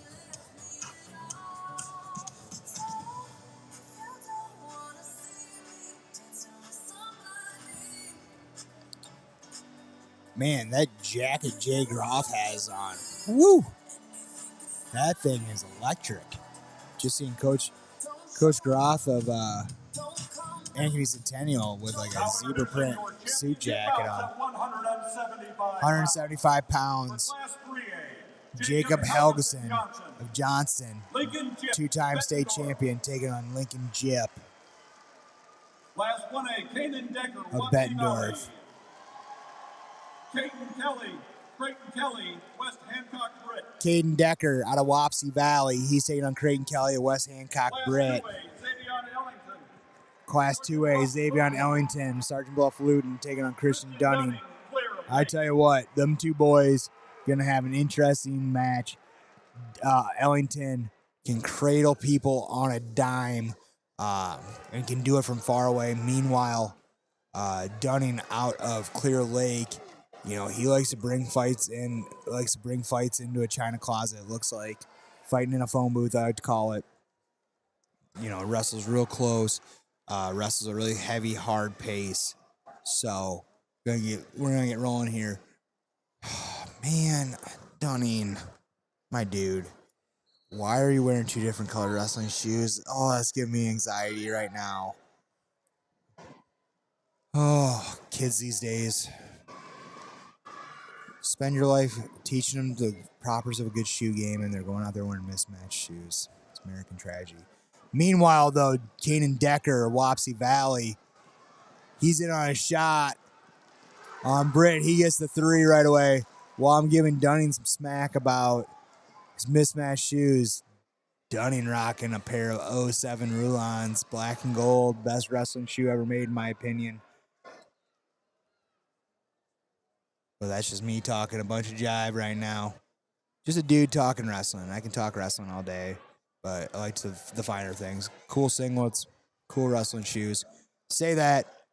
3-1 exchange right now on mat 1. Kelly in on the legs, trying to break that hole. Decker, takedown, jumps up 6-1 right here for Wapsie Valley. Decker's dad's on the Flow Wrestling call right now. That's got to be pretty emotional for him. He's alongside Mark Ironside, looks like, on the Flow Wrestling call. Down on 3A, Lincoln Jip taking on Helgerson of Johnston. Helgerson, 2-time state champion, 3-time state finalist right now, going to Iowa State next year. Lincoln Jip, Bettendorf. I believe Jip has beat him once this season. So be curious there. And I've also during this tournament, I've seen Helgerson have to win a match in overtime. He's had to battle back a little bit, not taking anything away from him. I'm just saying he's one of those cats that last year he was looking real dominant. This year, wrestled a little bit more stingy. Oh, Dunning down here from Clear Lake. He gets the takedown. There's the flip. Looks like he's got Coach Logan Thompson, or Clear Lake's got Coach Logan Thompson, former 2-time state champion out of LaPorte City Union, was a couple-time All-American for the Wartburg Knights. His brother was a 4-time state champion, wrestled for UNI, All-American for UNI, and their little brother Jack is currently wrestling at UNI. Lincoln Jip, big mat return there, but it is a 1-0 lead for Helgerson as he gets an escape.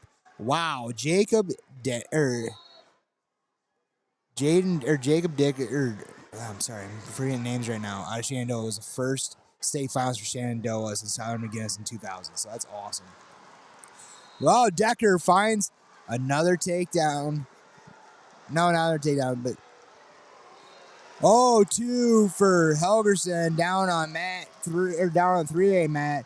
He pulls out a 4-0 lead right now here in the end of a minute 15 left in the second period. Helgerson though finds Jip on his back. Oh, that was tight. They called the fall. Oh, wow. Helgerson got real up in Jip's face. I don't know if that's I think they might have called it unsportsmanlike conduct there. They got a team point.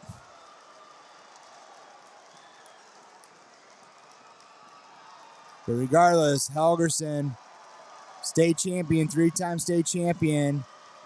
He's built like an ox, dude, and he's flexing.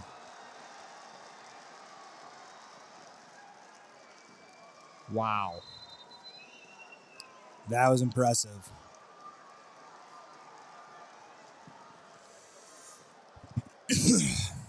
All right. Now those shenanigans are out of the way. Decker just jumping out here. Big lead.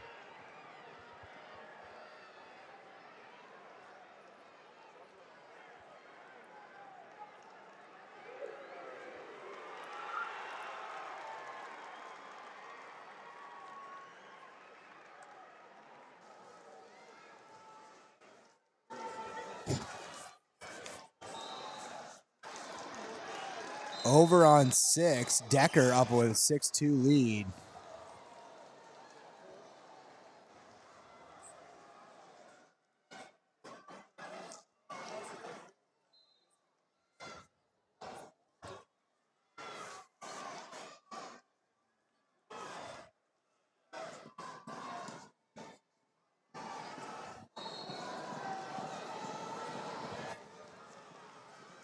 Meanwhile, down on Class 2A, Ellington on Sergeant Bill Wooten holding on a 3-1 lead here. Minute left.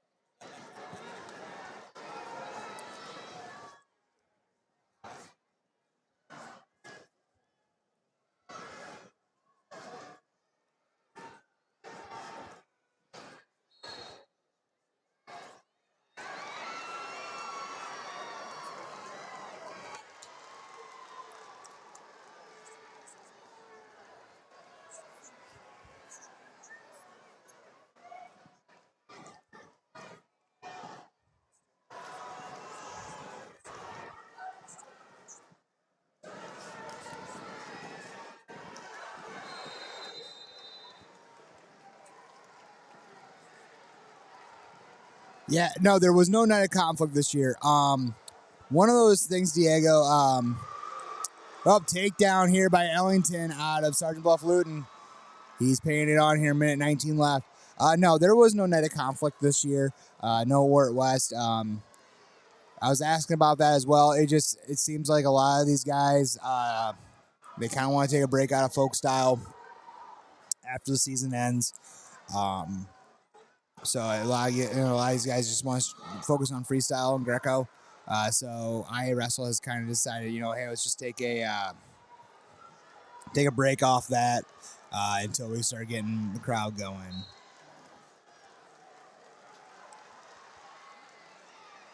So, Hawks on the Rocks. Okay, yeah, I get it. Caden Decker celebrating. Dad on the call. I think he's keeping his emotions pretty content. But Caden Decker, 7-2 win for Wapsie Valley. Been a minute since they had a state champion. So kudos for him. Hawks on the Rocks, man. Yeah, okay, totally understand. Like I can have this conversation with you. The celebrate like you've been there line, I kind of think is one of those things like, yeah, okay. But at the same time, you pin in the finals your senior year, third place, or third time, you're kind of allowed, I think you're kind of allowed to celebrate. Now, do I think that you should be derogatory towards your opponent? Do I think you need to stand over top of them? No, not really. But at the same time, emotions run high. I think it's kind of no different than, if you're playing football, you hit a big sack, you kind of showboating a little bit. I'm okay. I'm kind of okay with it. I think different sports think that's totally fine. But I also think, you can sell all you want as long as you're not disrespectful. I think the IAwrestle team right now is trying to work on that video celebration, so it'll be up on their site here so we can all take a look at it. Ellington wins 7-2. Nice win for Sergeant Bluff-Luton. They did a really good job there. Ellington, man, kind of a dog. He's been in the conversation last couple of years. So I'm glad he finishes off with a state title. Ladies and gentlemen, please direct your attention to the award stand area. Presenting the Class 1A awards at 165 pounds, Assistant Coach Colby Yoder. In 8th place, Alex Tiedemann, Northwood Kinset. Looking to see, checking out. I'm checking out my phone right now to see the celebrations. See what I see here. In 6th place, Let's see here. McGale, MFL. No, dude, I'm old too, man. I get it. I'm one of those people that also kind of believes in it a little bit. Buchanan. In 4th place, Jackson Kunkel Hinton. In 3rd place, Kyle Kaboshek, South Winneshiek. In 2nd place, your runner-up, Jacob McGargill, Shenandoah. So yeah, And your 165 no, pound champion, Hawks and Rocks. Dude, I get it. I think that there's a time and place for it. I've always said, I told my wrestlers back in the day when I coached, when they were state finals, it was like, hey, oh yeah, dude, same thing. I was just gonna say, like, there's that line that, people say, act like you've been there. 9 times out of 10, the people that say it, I have never been there. But also, I found a way to tell my athletes when I coached, especially before like the state championships, was like, hey, if you're gonna celebrate celebrate where the crowd wants to celebrate with you. Don't celebrate for them to give you a reason to boo you. I think there's two ways to go about it. If you're gonna celebrate, you want people. You want to say title. You want people to celebrate with you for going along on this ride, and you want people to feel that excitement for you. But if you're gonna act like a dummy, you're gonna act like a dummy, and the crowd boos you. Sometimes you kind of walk yourself into a corner there. On that. Notre Dame. In 3rd place, William Fullhart, Decorah. Your runner-up, Tucker Fitzhume, Ballard. And your 2A 165-pound champion, Bo Kudum, Sergeant Bluff-Luton. Bo Kudum, state champ, 165 pounds, Sergeant Bluff-Luton. I mean, no problem, man. I mean, I it's one of those things, man. It's just, you gotta, sometimes too, you forget that these kids are also still, like, as much as we're watching this on TV, we're listening to this on audio stream, we know a lot about these kids. At the end of the day, these are still high school kids. Get excited. So, I mean, so, all right, well, thanks for going down Coach Worm's wrestling corner here. I totally appreciate that for listening here. If there's any other good wrestling advice questions that you want to come out where you want unsolicited advice, then yeah, go right ahead. I guess there was a little bad blood there. I'm getting reports that Jip actually kicked him at the Ed Winger tournament this year when Jip beat him. So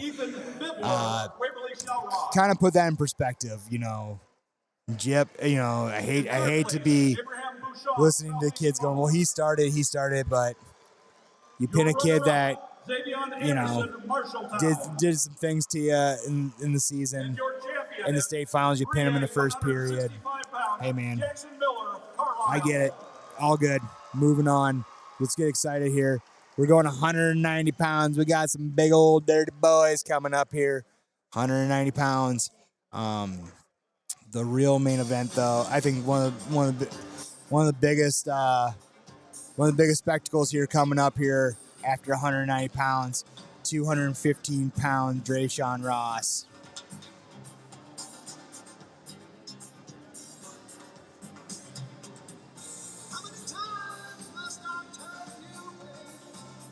Yeah, I mean, at the end of the day, these kids, especially in the social media world too, they probably talked a little smack back and forth.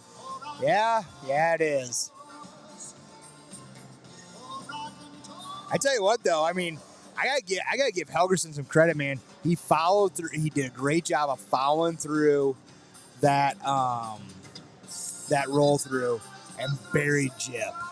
So, and if you guys go to IAwrestle and see the video of this kid is put together like he has a Division I frame on him already, being as he goes off to Iowa State this year.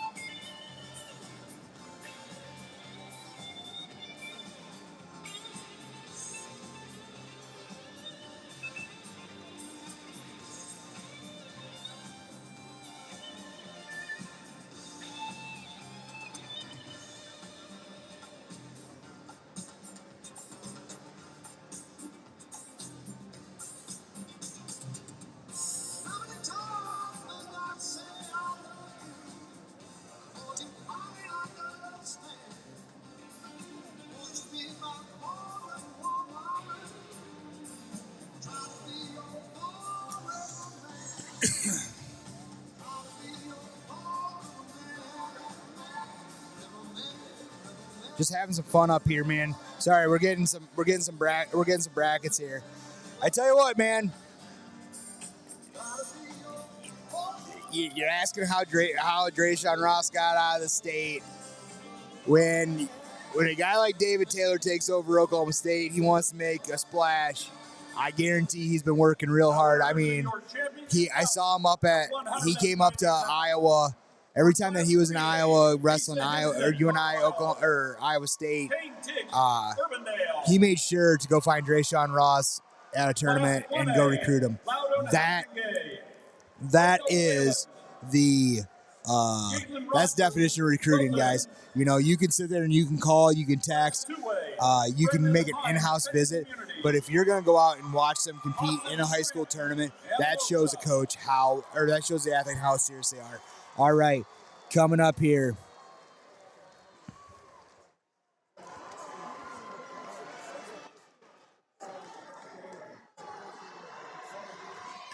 All right, sorry. Here we go. Class 3A with the introductions. Here we go. We got Jax Miller out of Carlisle. He's taking on Urbandale.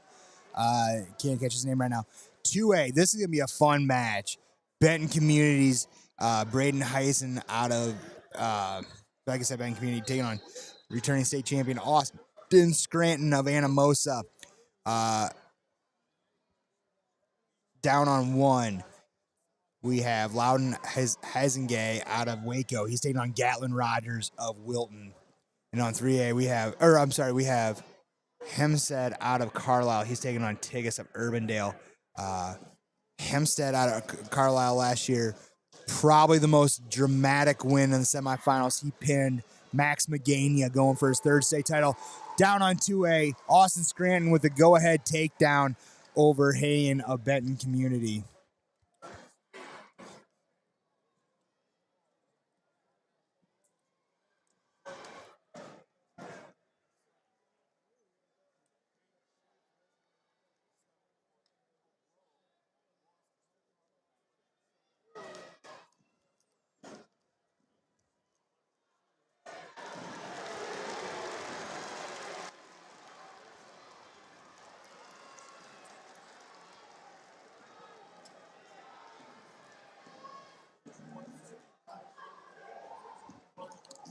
All right. Ooh. Hassengay trying to hit that. He gets a 3 on the Merkel. 3-0 right now for Hempstead of Carlisle. 30 seconds left.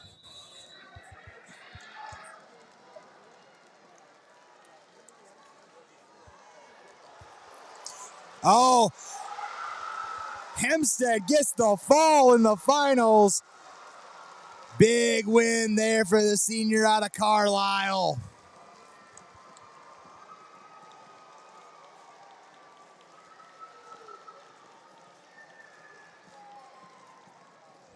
We are locked and loaded, hunting for bear.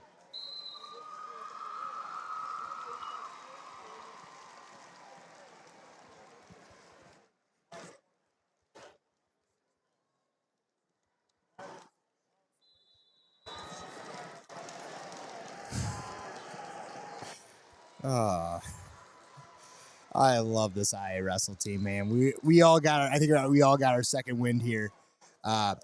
Coach, I coached at Waller Catholic for 2010 to 2020.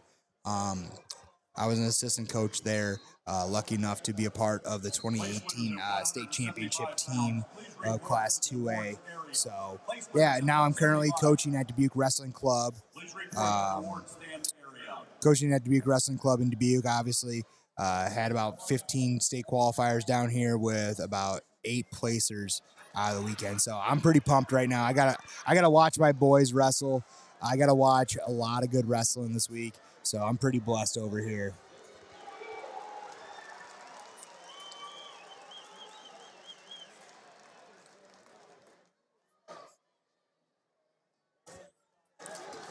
So we're wrestling real tough here.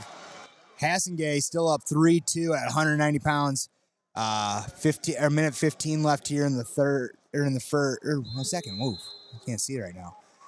Meanwhile, though, down on 2A, Hayne is keeping this match close, 4-3 with Scranton.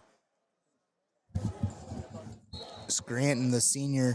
Fun little fact about Austin Scranton that we didn't really talk about. If any of you guys remember the Facebook video that went viral about, I'd say close to 10 years ago, where there was a wrestler who helped a kid with, I believe it was cerebral palsy, who was trying to wrestle.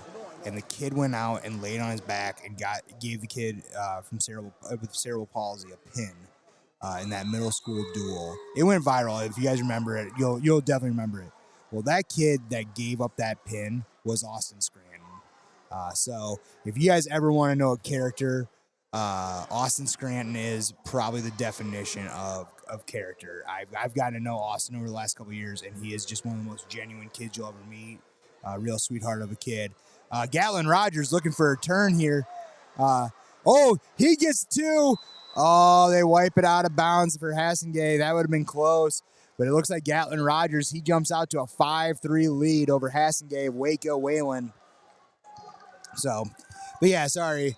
I had to go on that little tangent there. But I just wanted to make sure that, I wanted to let people know that story. I don't think we got to talk about it much, the state tournament. But people were always, I remember when that video went viral, a lot of people were posting about it, asking about it, and it ended up being Austin Scranton. Hassengay, though, he catches a cradle on Gatlin Rogers.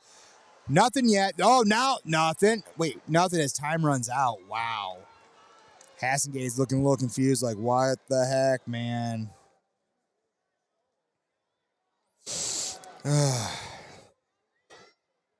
Will all individual champions please remain for pictures at the conclusion of the tournament? We are still rolling here. We are still thriving. We are, Austin Scranton takedown. He's up 8-3 here. Minute 22 left here in the third period.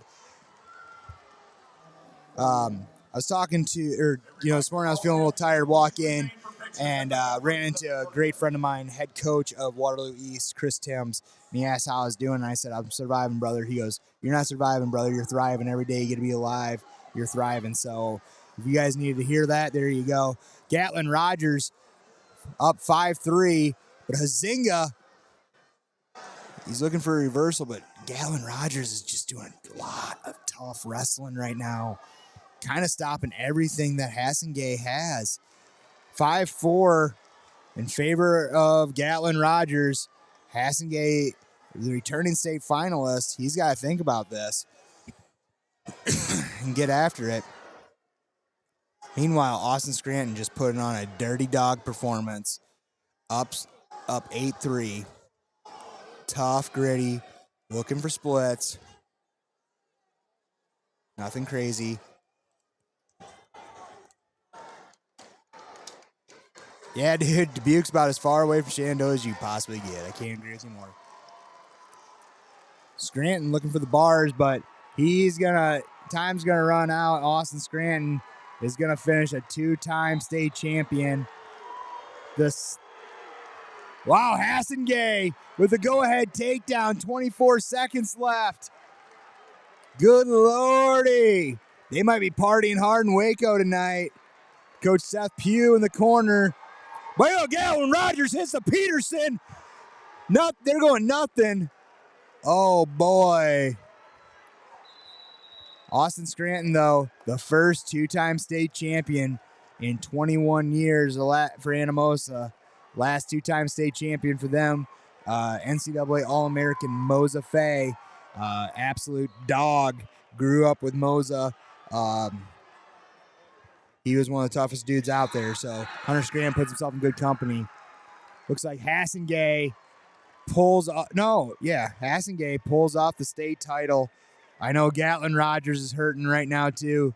Another one of those kids that just really, he was doing everything he could that match. He put it on the line there, and it's gonna hurt. I think it's gonna hurt. So kudos though to Gatlin Rogers, man. He showed that he can compete with just about anyone in this tournament. So hats off these kids. At the end of the day, man, I know we all have guys we want to cheer for, all these guys we want to root for. But at the end of the day, remember these are two high school kids trying to compete top of their ability. And obviously, like I said, birthdays and funerals. One kid's happiest day right now is probably one of the other kids' worst days of their lives. At the time being, I say worst day of their lives. Obviously, if losing a high school wrestling match is the worst thing that they're gonna have to experience in this world, consider themselves blessed. But hey, the 215 pounds, we got two more rounds of matches here. With that being said, we're gonna use this time to take one last commercial break here, and then we're gonna be signing off after heavyweight. So we'll be right back after hearing from our sponsors. At Raider Outdoor Power, we have something for everyone in every price range and for every season. We're your #1 source in the Tri-States for lawn and garden equipment, snow equipment, handheld equipment, tractors, gators, grills, and utility vehicles. We offer a full line of new and used products from John Deere, Kubota, Steel, Cub Cadet, Honda, Green Mountain Grills, and many more. Check out Raider Outdoor Power in Dubuque or online at lawnpower.com.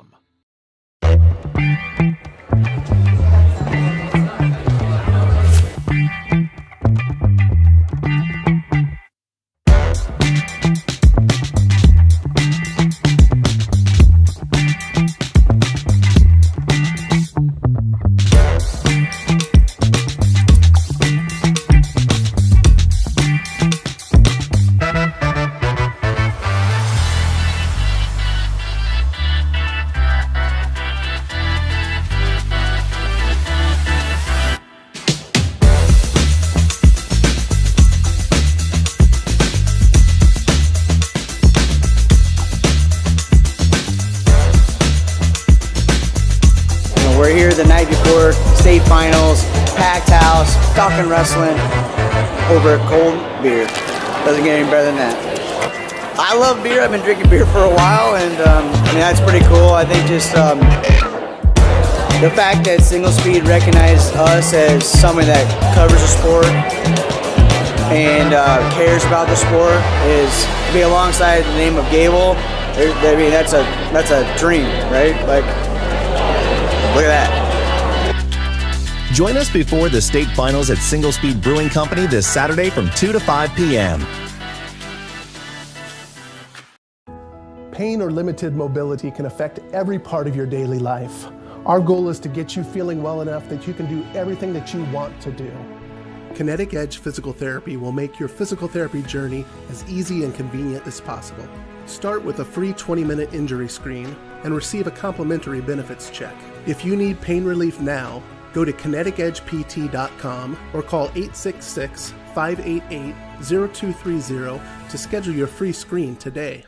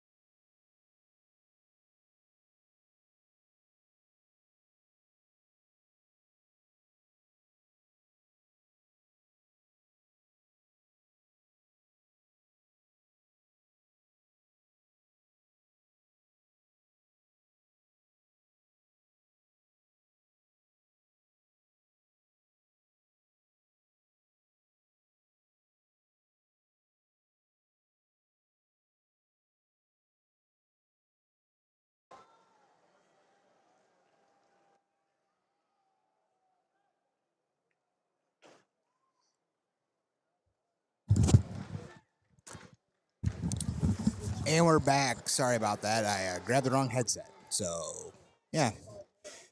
Pretty typical stuff here for IAwrestle.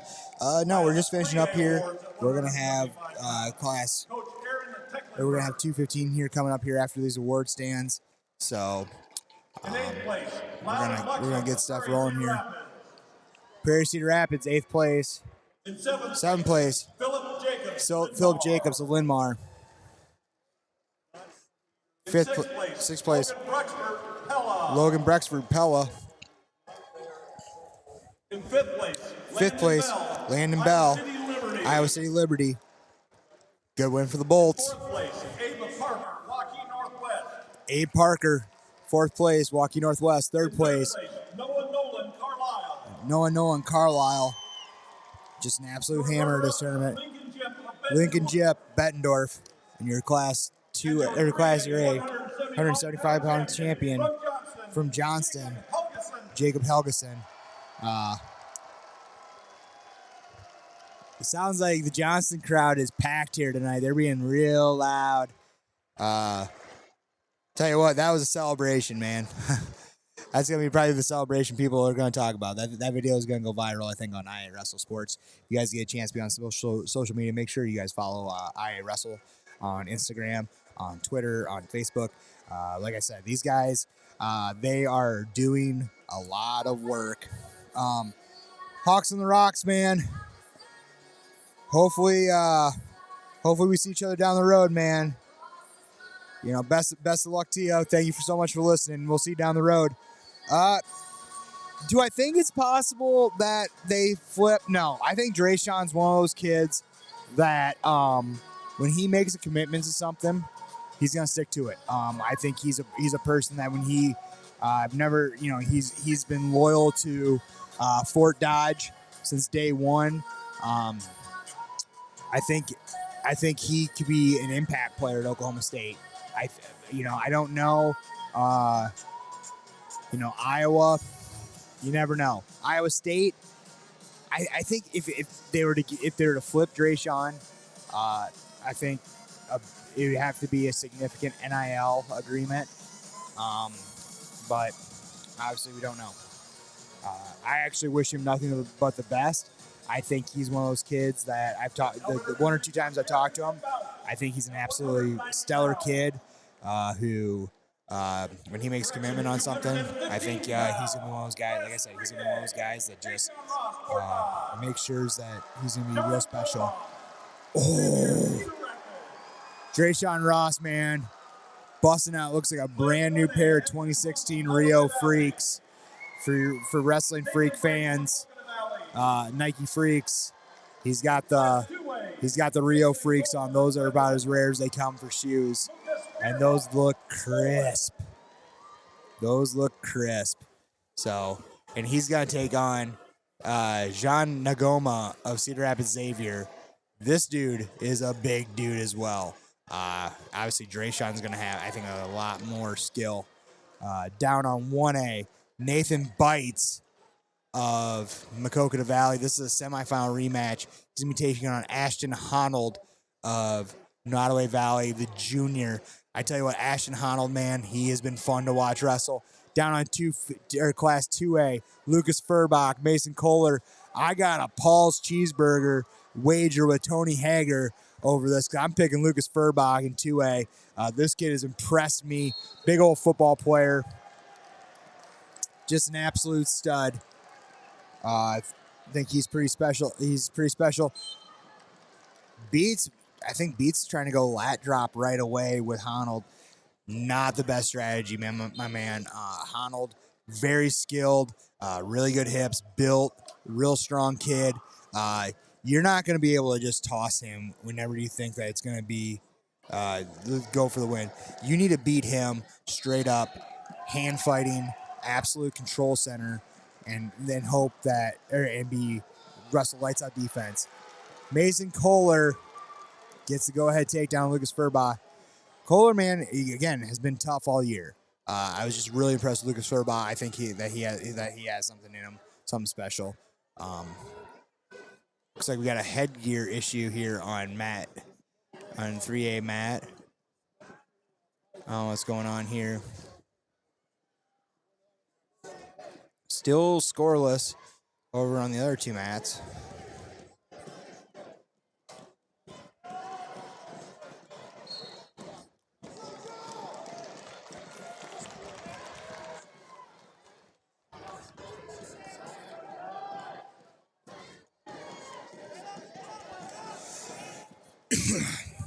Excuse me.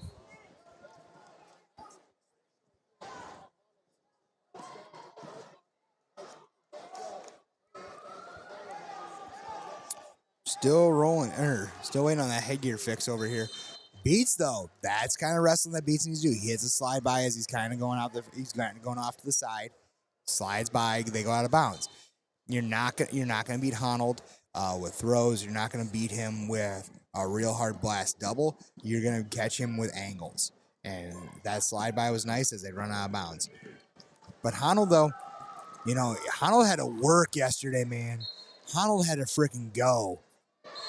Underhook here by Beats. He's controlling. He found himself down late.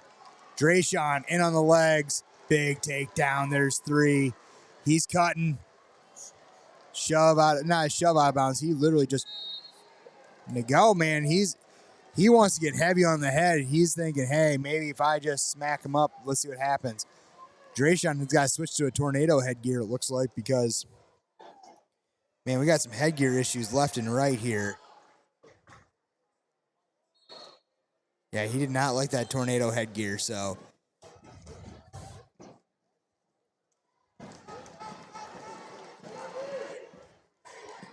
Place winners at 190 pounds, please report to the award stand area. Place winners at 190, please report to the award stand area. Drayshawn up 3-1 over Nagoma of Xavier. Over on 2. Mason Kohler up 4-0. Man, Nagao is just heavy on Drayshawn's head. Just heavy hand fighting. Kind of probably messing up Drayshawn's head or mentality a little bit. Like, hey, like usually Drayshawn can just pass through everything. But I can't stop saying Nagoma is doing a really good job of circle and center. Honnold with the double. Drayshawn with the double. Drayshawn jumps up 6-1. Actually, and so far, Drayshawn Ross has tacked everyone in this tournament. Last year, he pinned his way through the tournament. So, if anyone from Fort Dodge is listening right now, can you send Drayshawn a message? Oh, Drayshawn, dude, he's like 6'4", 6'5". At State Freestyle last year, he said something, or I said something to him, and he patted me on the chest, and I got to see the size of his hands. Like, this kid is just a monster of a human being. Like, he definitely could probably put on another 30, 40 pounds and be just a dog, like 255, 260, I think.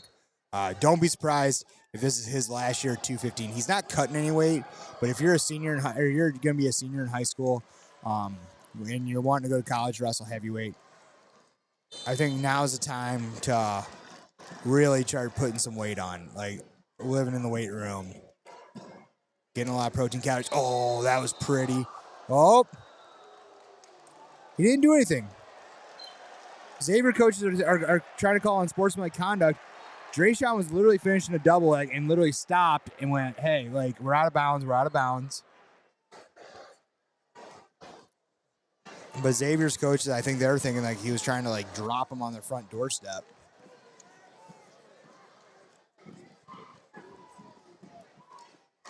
Oh, that was slick. Real low ankle.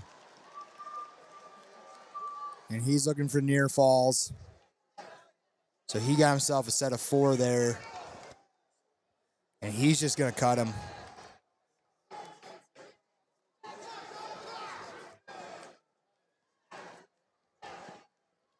Still 4-0 in favor of Honnold right now on 1A. Still 4-0 in favor of Kohler on 2A.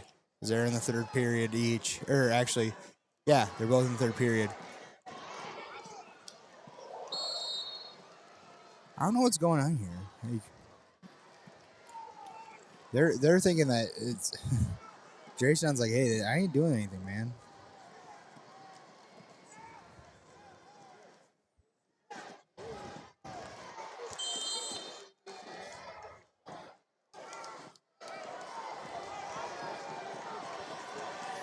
Drayshawn with an escape and a takedown. They go out of bounds. Drayshawn gets the tech fall. Drayshawn Ross tech falls his way through the state tournament. The junior, Nagao throws the headgear clear across. Wow! Drayshawn Ross, big backflip out of the 215-pounder. Good world. That was impressive. Nagoma.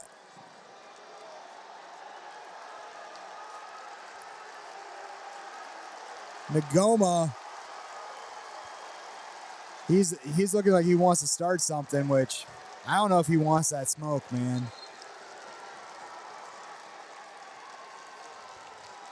But he threw that headgear clear across the freaking mat. Had to stop the other match, so don't be surprised Cedar Rapids Xavier loses a team point out of that.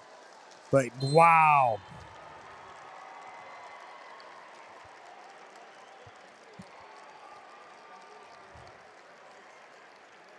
Austin Honnold wins 7-0. Meanwhile, so does Mason Kohler Glenwood. Looks like Tony Cheeseburger.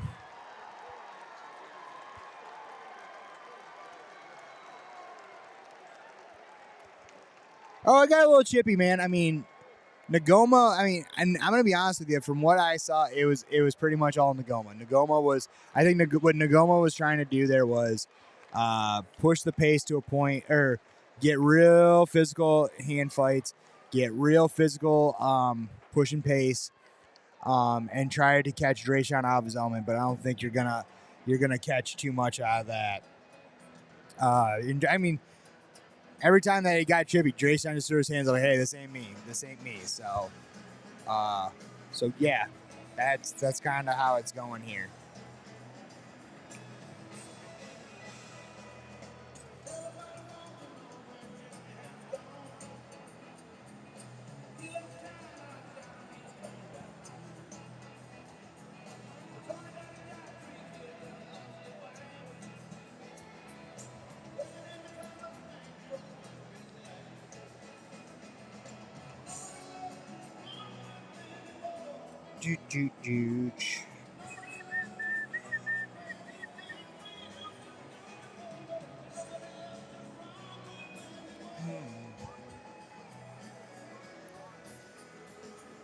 I appreciate that, Hawks.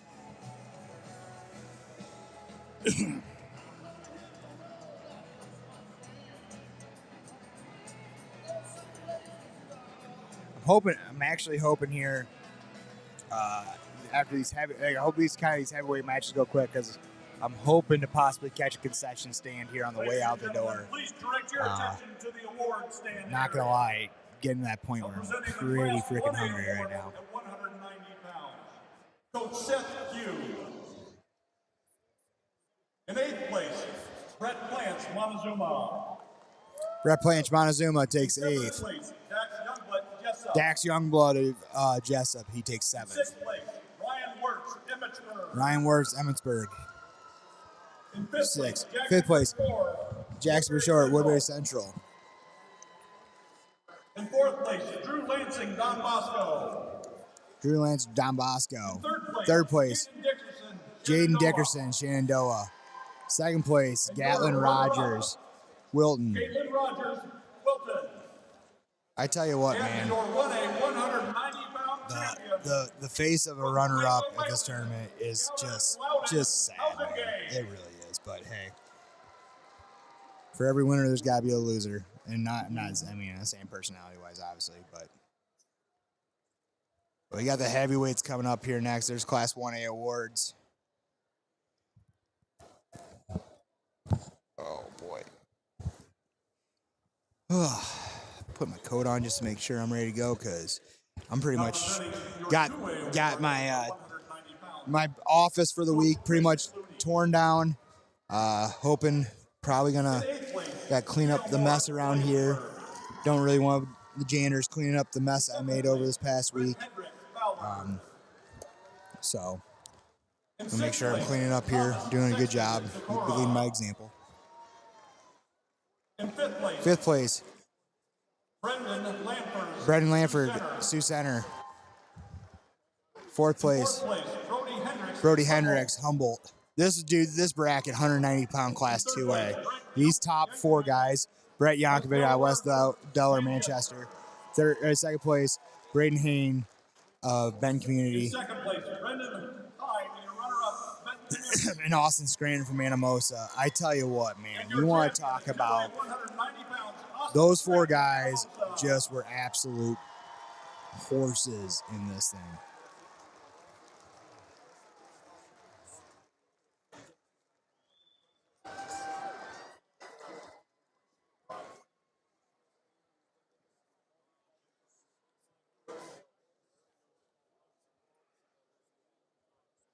Now presenting the Class 3 awards at 190 pounds.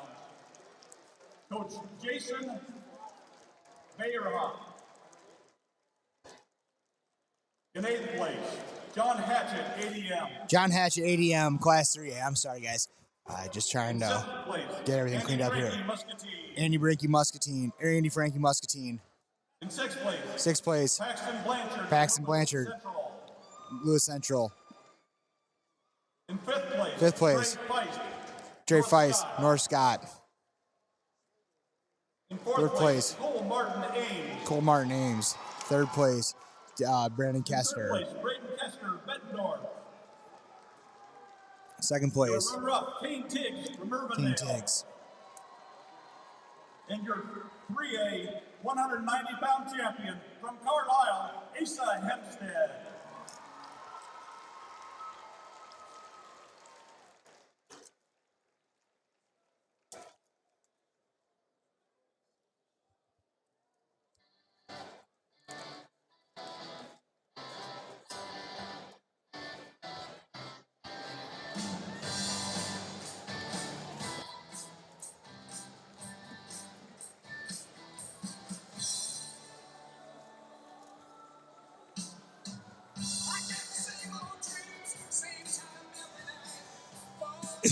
Trying to see if we got a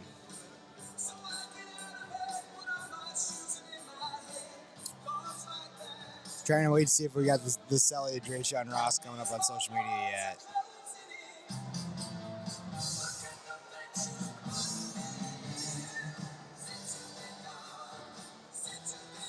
Oh yeah. Got some REO Speedwagon playing in the back, I think this is.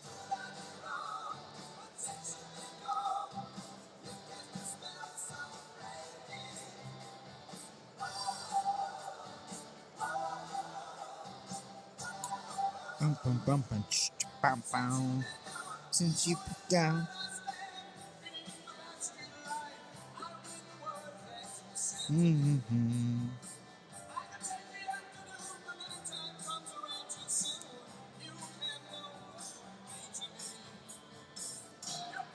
Gotta be getting close here soon.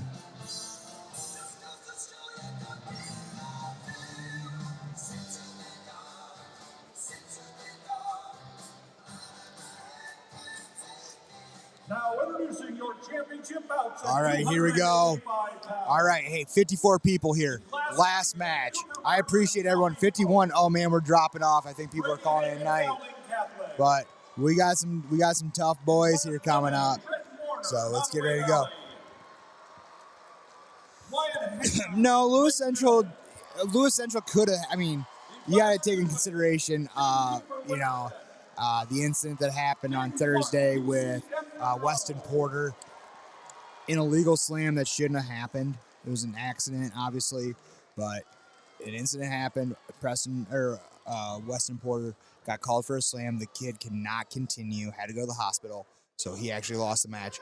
If that wouldn't have happened, I don't think you would have seen Weston Porter possibly in the state finals tonight at 113 pounds. Like that kid is so freaking locked in that I don't see that being something that goes the wrong way. Place winners at 215, please report to the ward stand area. Place winners at 215, please report.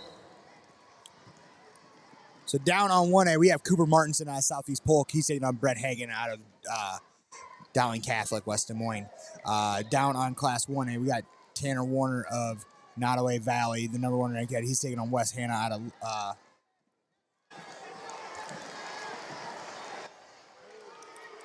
Lake Mills. Oh, wow. Jaden Cooper, he finds a big old half of PCM Monroe.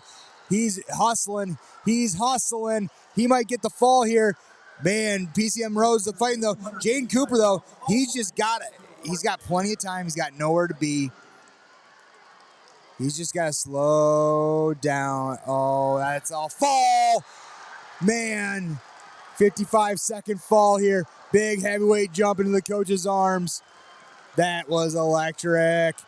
Big shout out, though. I mean, Caden Clark. Big throw! Big throw out of the heavyweight. Caden Clark out of PCM. 12 seed. Works his way through the tournament. Punches it through. Warner looking for the takedown, too.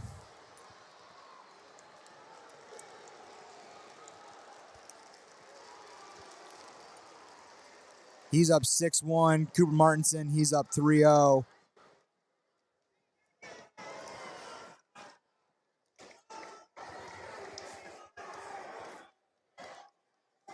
I want to tell you guys so much. I appreciate every single one of you guys listening. You guys been riding with me this entire week. We've been talking about it enough ad nauseum. Really do appreciate it. I want to thank IAwrestle for giving me the opportunity to do this gig with them. Very blessed to be working with them. Hopefully you guys will be hearing from me again next year. Hopefully we can find someone to cover the finals with me. Hopefully we can get someone in here I can banter with a little bit back and forth. But I'm really glad that you guys were killing it in the commentary tonight. You guys have really kept this entertaining. We were able to have a little bit more conversation than usual. And also I felt like in the finals I was able to do a little bit more, what's the word I'm looking for here? A little bit more analyst, a little bit more play-by-play here. Reversal over on Mat 1, Class 1A. Logan Magnolia. Or not Logan Magnolia, Lake Mills. Lake Mills. I'm sorry, guys.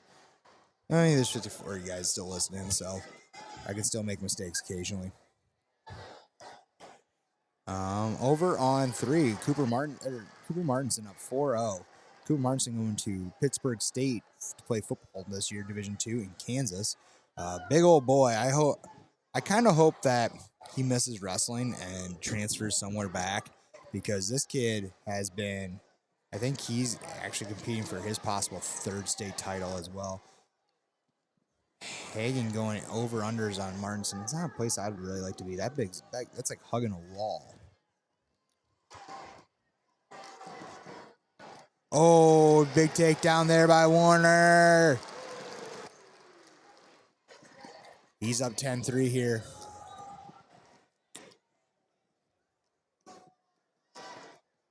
He's up 10-3.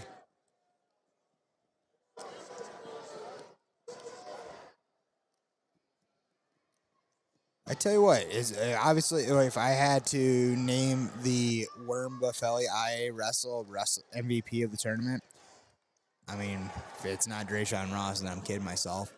Drayshawn Ross is a killer stud. I can't wait to see him next year, kind of run through this tournament. Be ready. I just heard someone say, I said something about Don Bosco, and they said, well, get ready. They're reloading. They're going to be even stronger next year. So kind of curious what that means. Hopefully they got some studs coming in. I mean, they're losing Knack, but I don't think they're losing too much else. They're really young. Going into the 3rd period, both these matches here, kind of clear leads here. So I don't think we're going to have to worry about OTs. I don't think we're going to have to worry about, Warner's doing a good job controlling the lead. Martinson just being just a brick.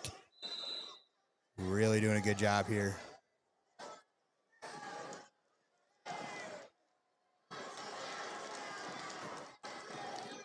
Tough ride by Martinson.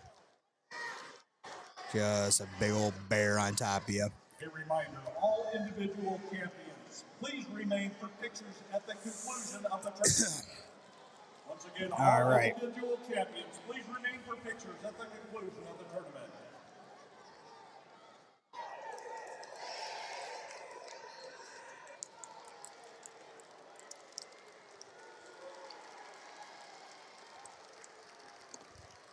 Ooh, and just like that, Warner's up 13-4.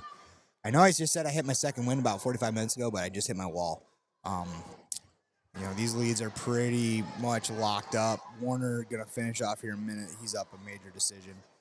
Hagden, though, he's got an escape. We also ask that the top 3 teams in each So, class, I think, guys, I hate to do this to you, but I think I'm going to close down shop here in about 30 seconds. Actually, no, I got 48 seconds. Like, I can get tough here. 38 seconds. You know, we made it this far. Let's keep rolling. Got about 35 seconds left here in both matches. Then I'm gonna tear down shop. I'm gonna pack things up, and I'm gonna head back east to Dubuque first thing tomorrow morning. Pretty excited to see my little man and my wife. Yeah, get ready to get back. Come back down here next weekend for the AAU state tournament. I got about 8 kids wrestling down here in my club, so getting pretty excited. And also, we start freestyle wrestling this next week for girls, so pretty excited.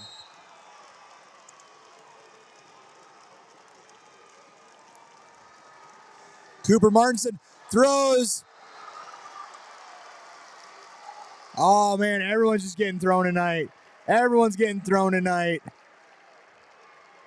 Oh, I thought he was gonna throw Jessamine Smith, but all right, guys. Love you. This is Worm. I got my one. I'm out.